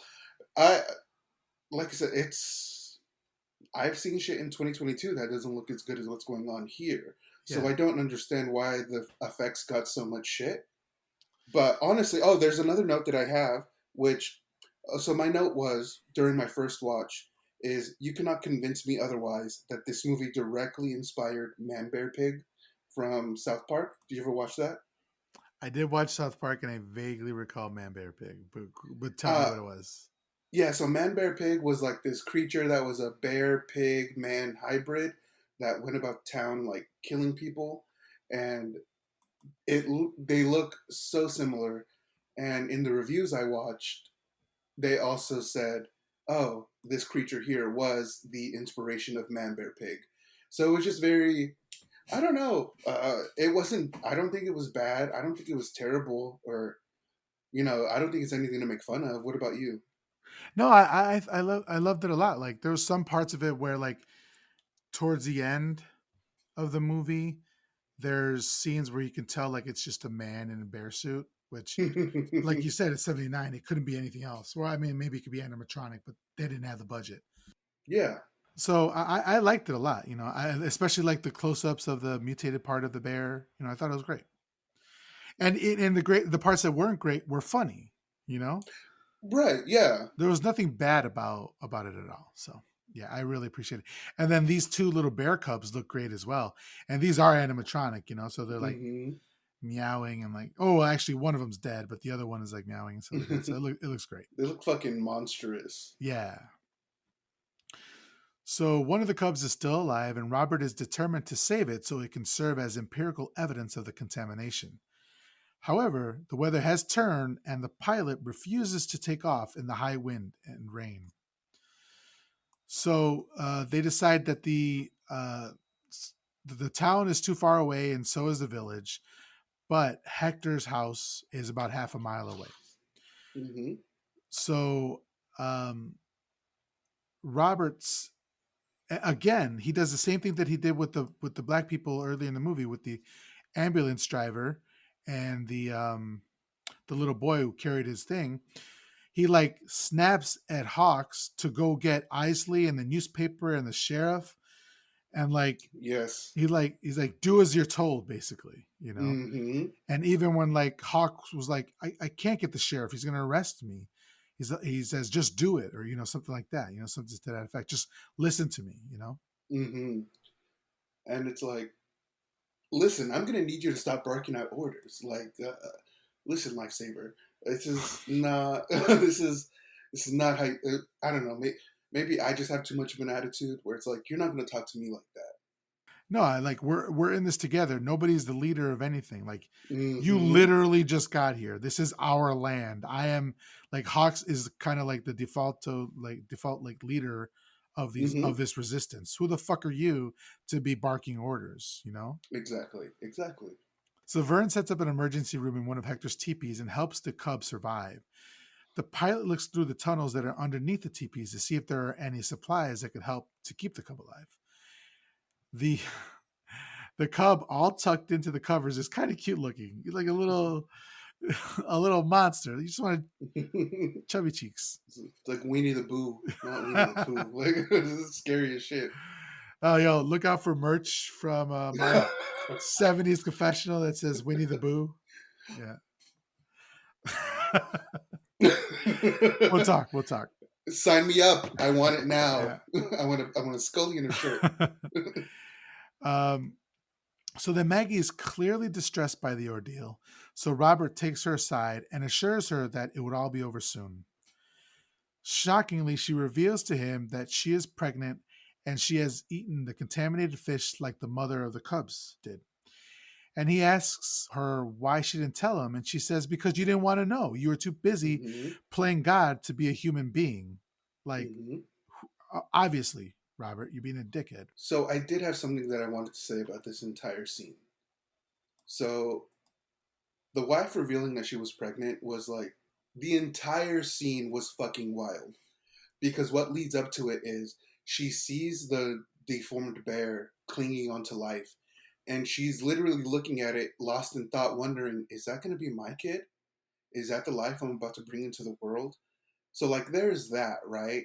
But also there's the scene where the doctor is explaining to her, trying to console her after she walks out of the teepee, where he says maybe the legend that they talked about is actually true. Maybe there is some sort of quote unquote savior that is coming to save all of these people, and maybe everything is happening for a reason. Now, this is when she hears that, I understand why she's distraught because you mean to tell me what's growing in my stomach is happening for a reason? No, no, no. But what she goes on to say is not only that she's pregnant, but what she says is it's not a nightmare that's going to end. It's just beginning because it's inside me. And I really take issue with that because it could literally just be an issue of wording of how the script was written, but this is such a white opinion to have.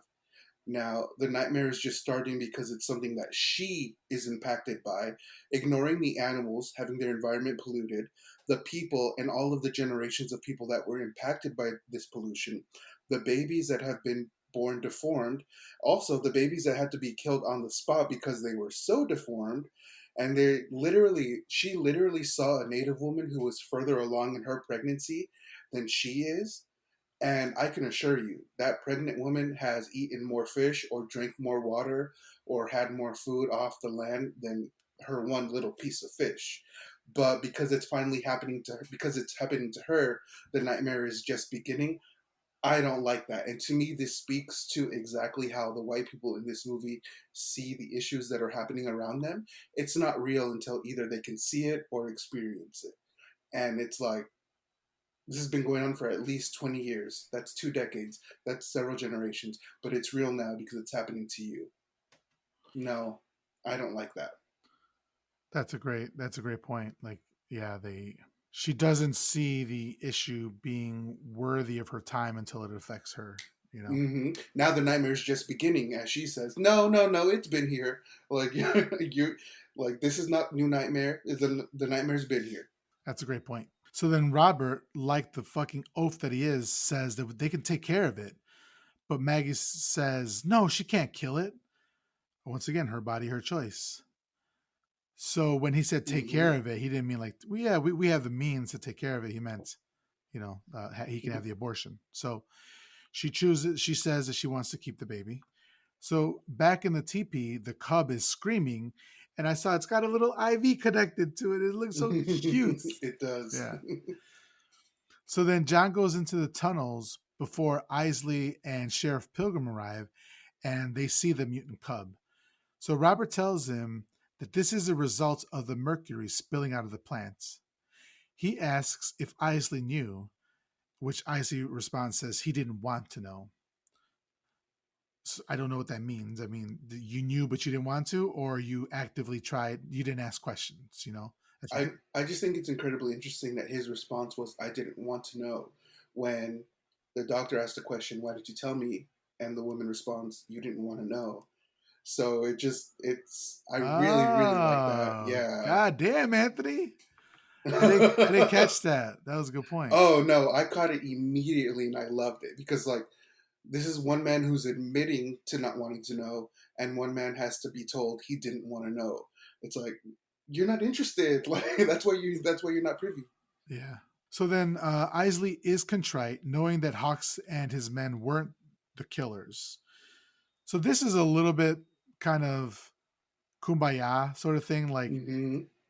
he sees one bear, like in real life, he's not. He's gonna be like, it's just a quote unquote freak of nature, like it's a one time thing. You got to show him more than a little baby, a little cub. But in this movie, he's all like sad, and you could tell that if he made it back to civilization or whatever, or made it back to the city, he was like, we're gonna stop using that, and we're gonna shut down production, and it's gonna be like a feel good movie sort of thing. And it felt a bit little like a little too canned. I like they didn't go that route. I like that they went a different route with it. Mm-hmm. Because for me, honestly, it's too late for this fucking asshole anyway. Yeah, Yeah, yeah. Absolutely. Far too late. yeah. Yes. So then Hector arrives. He's wearing what I believe is like a bear suit, like Skin. bear Mm-hmm. skin, yeah. And then as soon as he arrives, so does Katahdin, and Katahdin attacks the camp in search of her cubs and kills everyone in sight. And this bear creature looks so fucking great. Like I absolutely love it. Like this is what I paid for. Like the Mm-hmm. first hour and a half or so, whatever, was really good and it was entertaining. It was like a slow burn, but now we get to see the animal in action and it looks great. Um, Mm-hmm. I agree. Not to say that I think that they should have dropped the other storylines that they dropped, but because there still would have been room for them and they could have cut down some of the action scenes a little bit, but overall, like I still love the creature design. Yeah, like they put all their eggs in this creature feature basket, and it's like that's fine because like you still did that one thing successfully, in my opinion. Yeah. So then everyone else seeks shelter in the tunnels beneath Hector's home, beneath Hector's teepee. But the pilot was attacked by the bear, and they were able to grab him and bring him back into the tunnels with them. They stay in the tunnels as they hear the agonizing screams of all the other people being mauled by the creature outside. Then all goes quiet for a while, so the sheriff, being the idiot that he is, decides to check it out and he pokes his head up out of the tunnel and immediately Katahdin kills him. ACAB, baby. This is your weekly reminder. So then his bloody face looks great as well here. Like the makeup looks great. And there's a great shot of the fire in the camp reflecting off of Hector's glasses as the scene fades to black. So, like, technically, there's some great shots in this movie. The cinematography is great in the movie, and like it's well directed. However, like I just think the story they lost the thread of the story sometimes towards the middle, and then they kind of never recovered, and that's what hurts it. But it's not the directing, and it's not the acting, and it's not the creature design. It's I think it was the story here that hurts the movie. I'm right there with you. Yeah. So the next day, the survivors make their way out of the forest. The helicopter is not an option as the pilot was severely mauled and is in a coma because of the beast's initial attack. Isley says for them to go to town or to go to the closest village, while he's going to head up towards Mount Emery to try to reach a radio tower and call for help. He has a bit of an arc, right? But where he's like he was evil at the beginning, and now he's kind of coming around to trying to fix his mistakes. But like I said, too little, too late. Yeah. So he finds the radio tower and is going to call for help, but the monster immediately finds him. And before Isley is able to call for help, Katahdin kills him as well, chomping into his lower half as he tried to crawl under a fence. What a way to go! Like here, like that's so fucked up. But again, no blood, not a lot of blood here. Right, and you don't need it to like show somebody was killed. So like, I kind of like that. Yeah, I just wanted to say that the movie is PG apparently, Mm-hmm. and according to the director, during post production, the studio demanded that the film be cut from an R rating down to a PG, and he felt that this damaged the film, destroying the scariness that he had created. So again, studio Okay. involvement could be the reason why here, because we know that this director is capable of great movies. It's not like he's a Mm-hmm. hack and always was a hack. He has directed great movies. Was PG-13 not a thing at that time? No, it wasn't a thing at the time. Oh, damn. Okay, okay. So I was like, Yeah. I was wondering, like, you couldn't do anything to, like, spice this up a bit? But okay, that makes sense. That makes a Yeah. lot more sense now. So the others find the Native American village mysteriously isolated and the people gone. But they take a truck and try to drive out along the winding forest road before the night hits because there's only one small cabin there, and Katahdin will be able to break through it like nothing. So as they drive, the cub mules, and suddenly Katahdin attacks. So I think she heard. I'm sorry. Uh, Katahdin heard her baby, and like found out where they were and attacked the truck. And Mm-hmm. he turns the truck over and ends up killing the pilot by devouring his head. I'm like, Katahdin was like, "Fuck you specifically." You know, this Right, guy yeah. got the Like, I worst don't one. want you. I don't want you to be alive at all. Yeah. um, I'm gonna use that noise at the end. So then the cub actually bites Maggie in the neck. The little fucker. Like we saved your life, and this is how you repay us.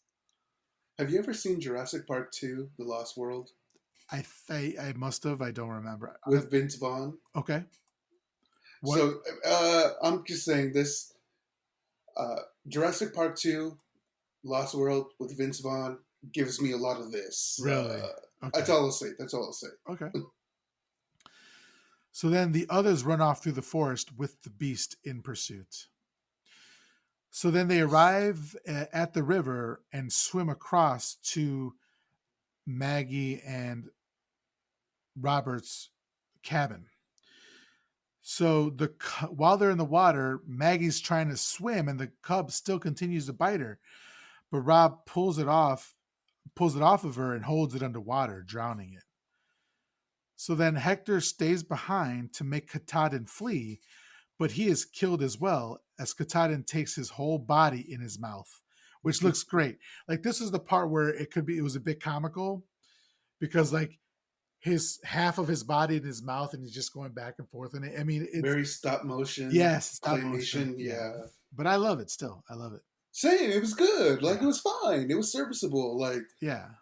the people shitting on it, I'm like, what are you talking about? What do you know about 1979 that I don't? Right. Because this looks very on par. So then Katahdin seems reluctant to follow them at first, but then he enters the water and vanishes. Love this scene. It's so amazing. So it's just them. So they get to the pier across the river, and they're like out of breath and they're just panting, you know. And then they see Katahdin go under the water, and they believe that she has drowned. But then you start seeing bubbles appearing as she's walking along. It's a very tense scene. It's very well shot, and it looks cool. Mm-hmm. because she suddenly emerges like Jaws out of the water. But And for land. right. And these idiots are just staring in disbelief as Katahdin like Michael Myers them, taking her sweet ass time to get to them. Like, oh, it's still alive? You didn't do anything to try to kill it. Yes, it's alive. Like, you just stood there while somebody got ate. Yes, the bear's alive. Like, Yeah. bears can go through water. They're very good at running and climbing as well. Like, what the I'm sorry, I was just very like, what did this bear do to make you think it was dead? There's a, Nothing. there's something in the back of my mind that is making me think that I've seen this in a cartoon somewhere. Maybe The Simpsons or something like that, where something is following them, and then it goes underwater, and they're like, okay, great, we're safe, and then emerges out of the water, and I think it's like when Itchy and Scratchy, like maybe when they go to Itchy and Scratchy Bees? Land. Maybe it's bees. Something. I know I've seen this situation before, and it's hilarious. So then they take shelter in the log cabin where Robert and Maggie were staying, blocking the windows and doors with whatever they can find. And again another tense scene as they try to figure out which door, what window Katahdin is going to come through. But Katahdin's like, "Fuck that!" And she tears down the roof. Mm-hmm. She is enormous, and Robert finds a Winchester rifle in the cabin above the fireplace and shoots the monster twice with some effect. But Maggie is knocked unconscious by the debris of the roof and the walls coming down. Hawk shoots arrows into Katahdin's hide until the beast sends him airborne with a mighty swat from her paws, and then he lands on the ground dead and bloodied. R.I.P. to John Hawkes. He didn't deserve it. White man John Hawks. Yeah. So then Robert picks up one of John's arrows, and then Katahdin hoists him up, but he repeatedly stabs Katahdin in the face and the eyes until she collapses into the lake. This is giving me very much the Hills Have Eyes vibe at the end of the movie, where he's just stabbing. Yeah, Yeah. yeah. Okay, gotcha, gotcha. Yeah. And this is the most blood that we'll see in the movie. It's just the amount of blood here is like it's all spraying all over his face and everything. Looks great. So she falls in the water, but then Robert notices that the monster still moving slightly, and he's like, "Fuck that!" He leaps onto the beast and stabs her a few more times until her corpse finally sinks below the water. And I thought it was funny because you could still see her tongue moving a little bit. So I thought that's great. Yeah, yeah, Yeah. yeah. I do. I did like that. So the scene fades to black. The next day, and I think Ramona is injured as well, but she looks to be alive. We just don't see her. We Mm-hmm. don't see her after this. But um, Robert and Maggie fly over the forest the next day, triumphant music playing. We're a total feel good ending. But then suddenly, Katahdin jumps into frame, and we see close up how enormous the monster looks as it growls ferociously, and the eyes look crazy. It's like half skeletal, half deformed face, and then the movie fades to black. The end. So, Just like the 70s to have a movie end, like I say, abruptly. yeah. Just fucking, movie's over, bye. And so this is where we were talking about um they don't bring back like what happens to her baby. Like was the baby poisoned? Did she have the baby? We don't did she miscarriage, anything? It's they just leave and that's the end of the story. And I Mm-hmm. think they did a disservice to the movie by doing that. They fucked up. Well, did they make a sequel? I don't think so. No, they didn't.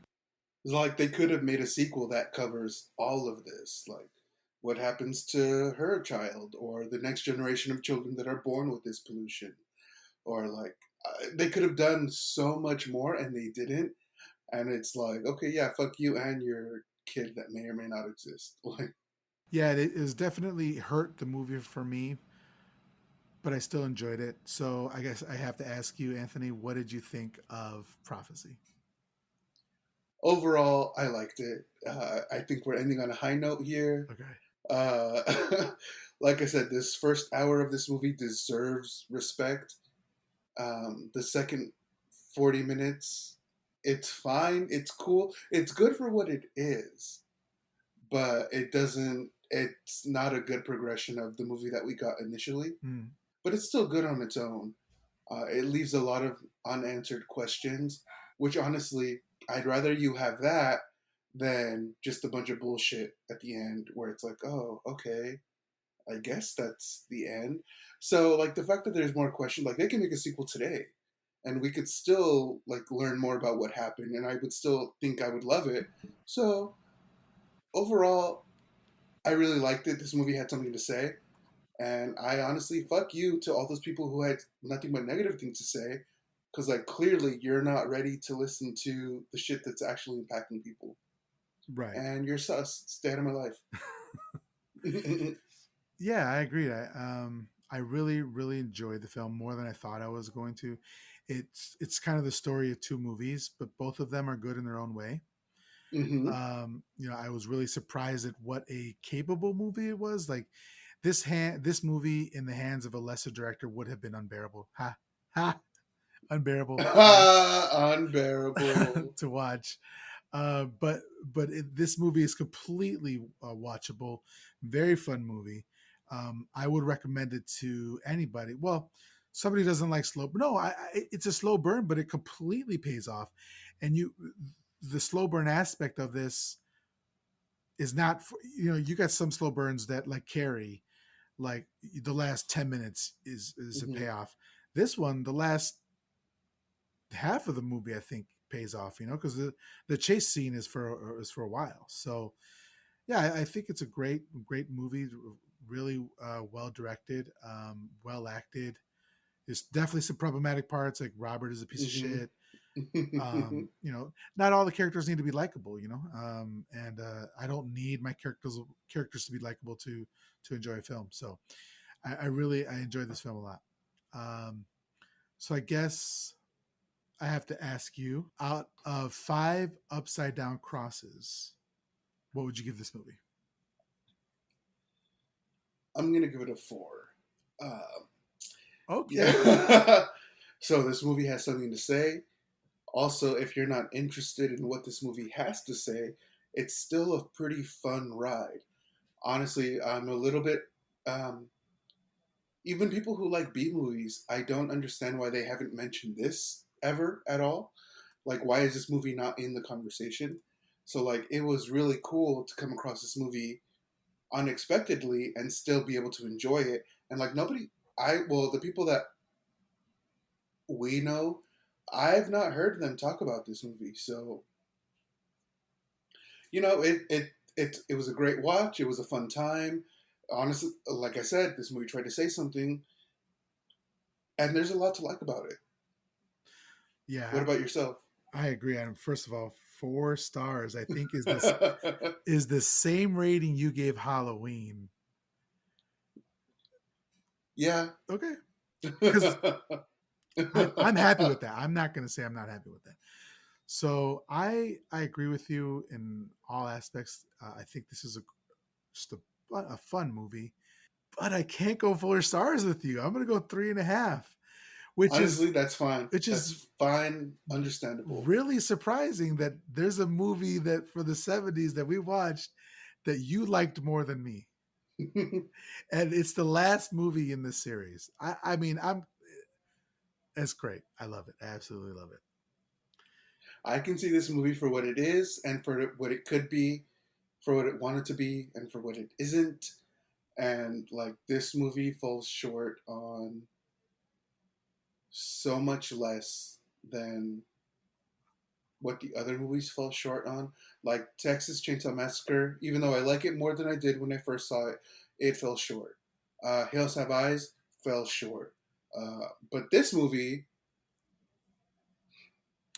even though this movie didn't round out its points, Yeah. it still made the beginnings of points, which most of those movies that we've seen haven't done. Like The other movies that we've talked about, like, oh, they could have said so much more, but they didn't. This movie attempted, Right. and so I respect that. You know what I will say? I completely forgot about the kills. This movie had great kills, especially the what is that called? Is it The boy in the sleeping bag. the sleeping bag? Yes, just to be popped like a balloon full of feathers. I love it. Exactly. You know what? Exactly. I'm gonna just for that death alone. I'm bringing it up half a point. We're at 4 stars. Look at that. Look at We're that. samesies right now. Yeah, man. This movie was an absolute blast. So, Anthony, this has been the most fun I've had in a very long time. We did 10 episodes. Let me run down here just some of the episodes. We don't have to talk about them, but I just want to name them so everybody remembers. 1970, we did Multiple Maniacs. 71, The Blood on Satan's Claw. 72, Blackula. 73, Torso. 74, Texas Chainsaw Massacre. 75, Satanical Pandemonium. 76 was Carrie. 77 was 78. 77 was The Hills Have Eyes. 78 Halloween, 1, and then we did 2 for the Patreon. And then 79 The Prophecy. What a weird, strange trip it's been through the 70s. So, Anthony, how are you feeling about the 70s after watching these 10 movies? So how I feel about the 70s is there's definitely more than one 70s. White American 70s, I'm sorry, I do not fuck with you. Black American 70s, yes, we're friends. I love you. I want to know everything about what's going on in your life. Italian 70s, fuck yes, absolutely. Um, but when it comes to these white Americans, I want nothing to do with you. Even with this most recent movie, when we were in the Black American ghetto, everybody in that scene was dressed way better than everybody in like Carrie, Brady Bunch. So I've come to an understanding that like maybe it's the white American 70s I don't like, but everybody else they knew what they were doing. Mm-hmm. And so I can kind of differentiate that now instead of just lumping them all together like I have been. So I've learned a thing or two. I Yeah. can say that much. Okay. And actually, we're going to be doing something a bit different. So at the end of every episode, I've been asking Anthony on a sliding scale where he was at. And it started at 0 and it went as high as 6 or 7, maybe 6. 6. And then it went as low as 4 sometimes. So I don't remember where we were at last week, but what we're going to do is instead of asking you here, I'm going to be saving it for the Patreon. And we're going to be doing a reunion show on the Patreon 1 week later. Where have they been and what have they been doing? How has their life changed since then? Yeah.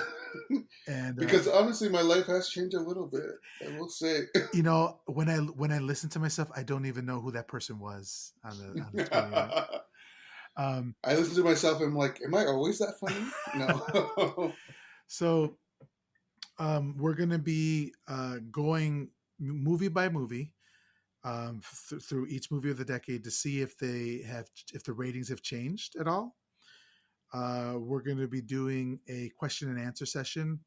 So we're going to put out on Twitter and also on the Patreon if anybody has any questions for Anthony or me, and then we're going to be answering those. Ask us. And we're going to let you know what's going on in the future for both of us. That's right. We have an exciting announcement.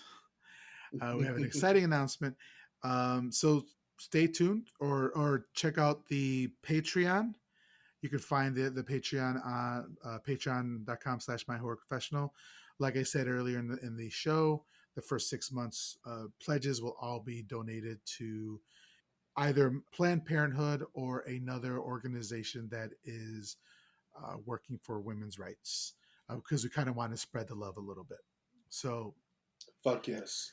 Anthony, if you can please let everybody know where they can follow you and everything. Same place as always on twitter.com.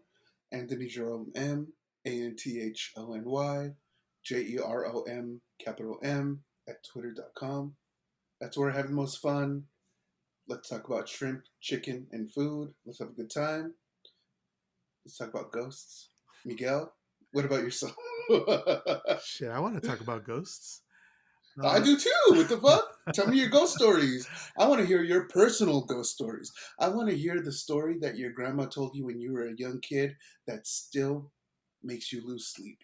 Or the ghost story that you experience that makes you feel like shit's not right. Because I got a few.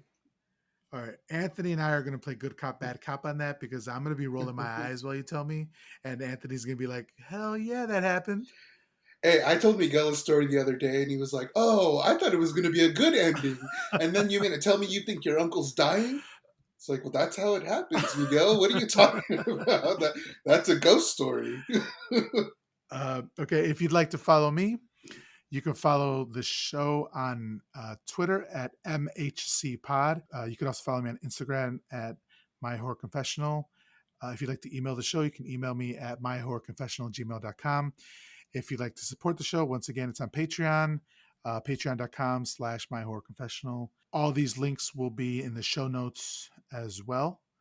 I just wanted to say to my patrons, thank you so much for allowing me to be able to make those donations to Planned Parenthood and other organizations. Without you guys, none of this is possible. So thank you very much.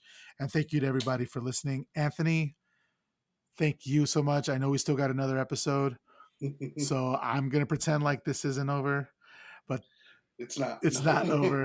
No. We're going to be, trust that we're going to be doing other projects. Stay tuned, all that sort of stuff. Thank you so much, everybody. We'll talk to you next week. We love you all. Bye.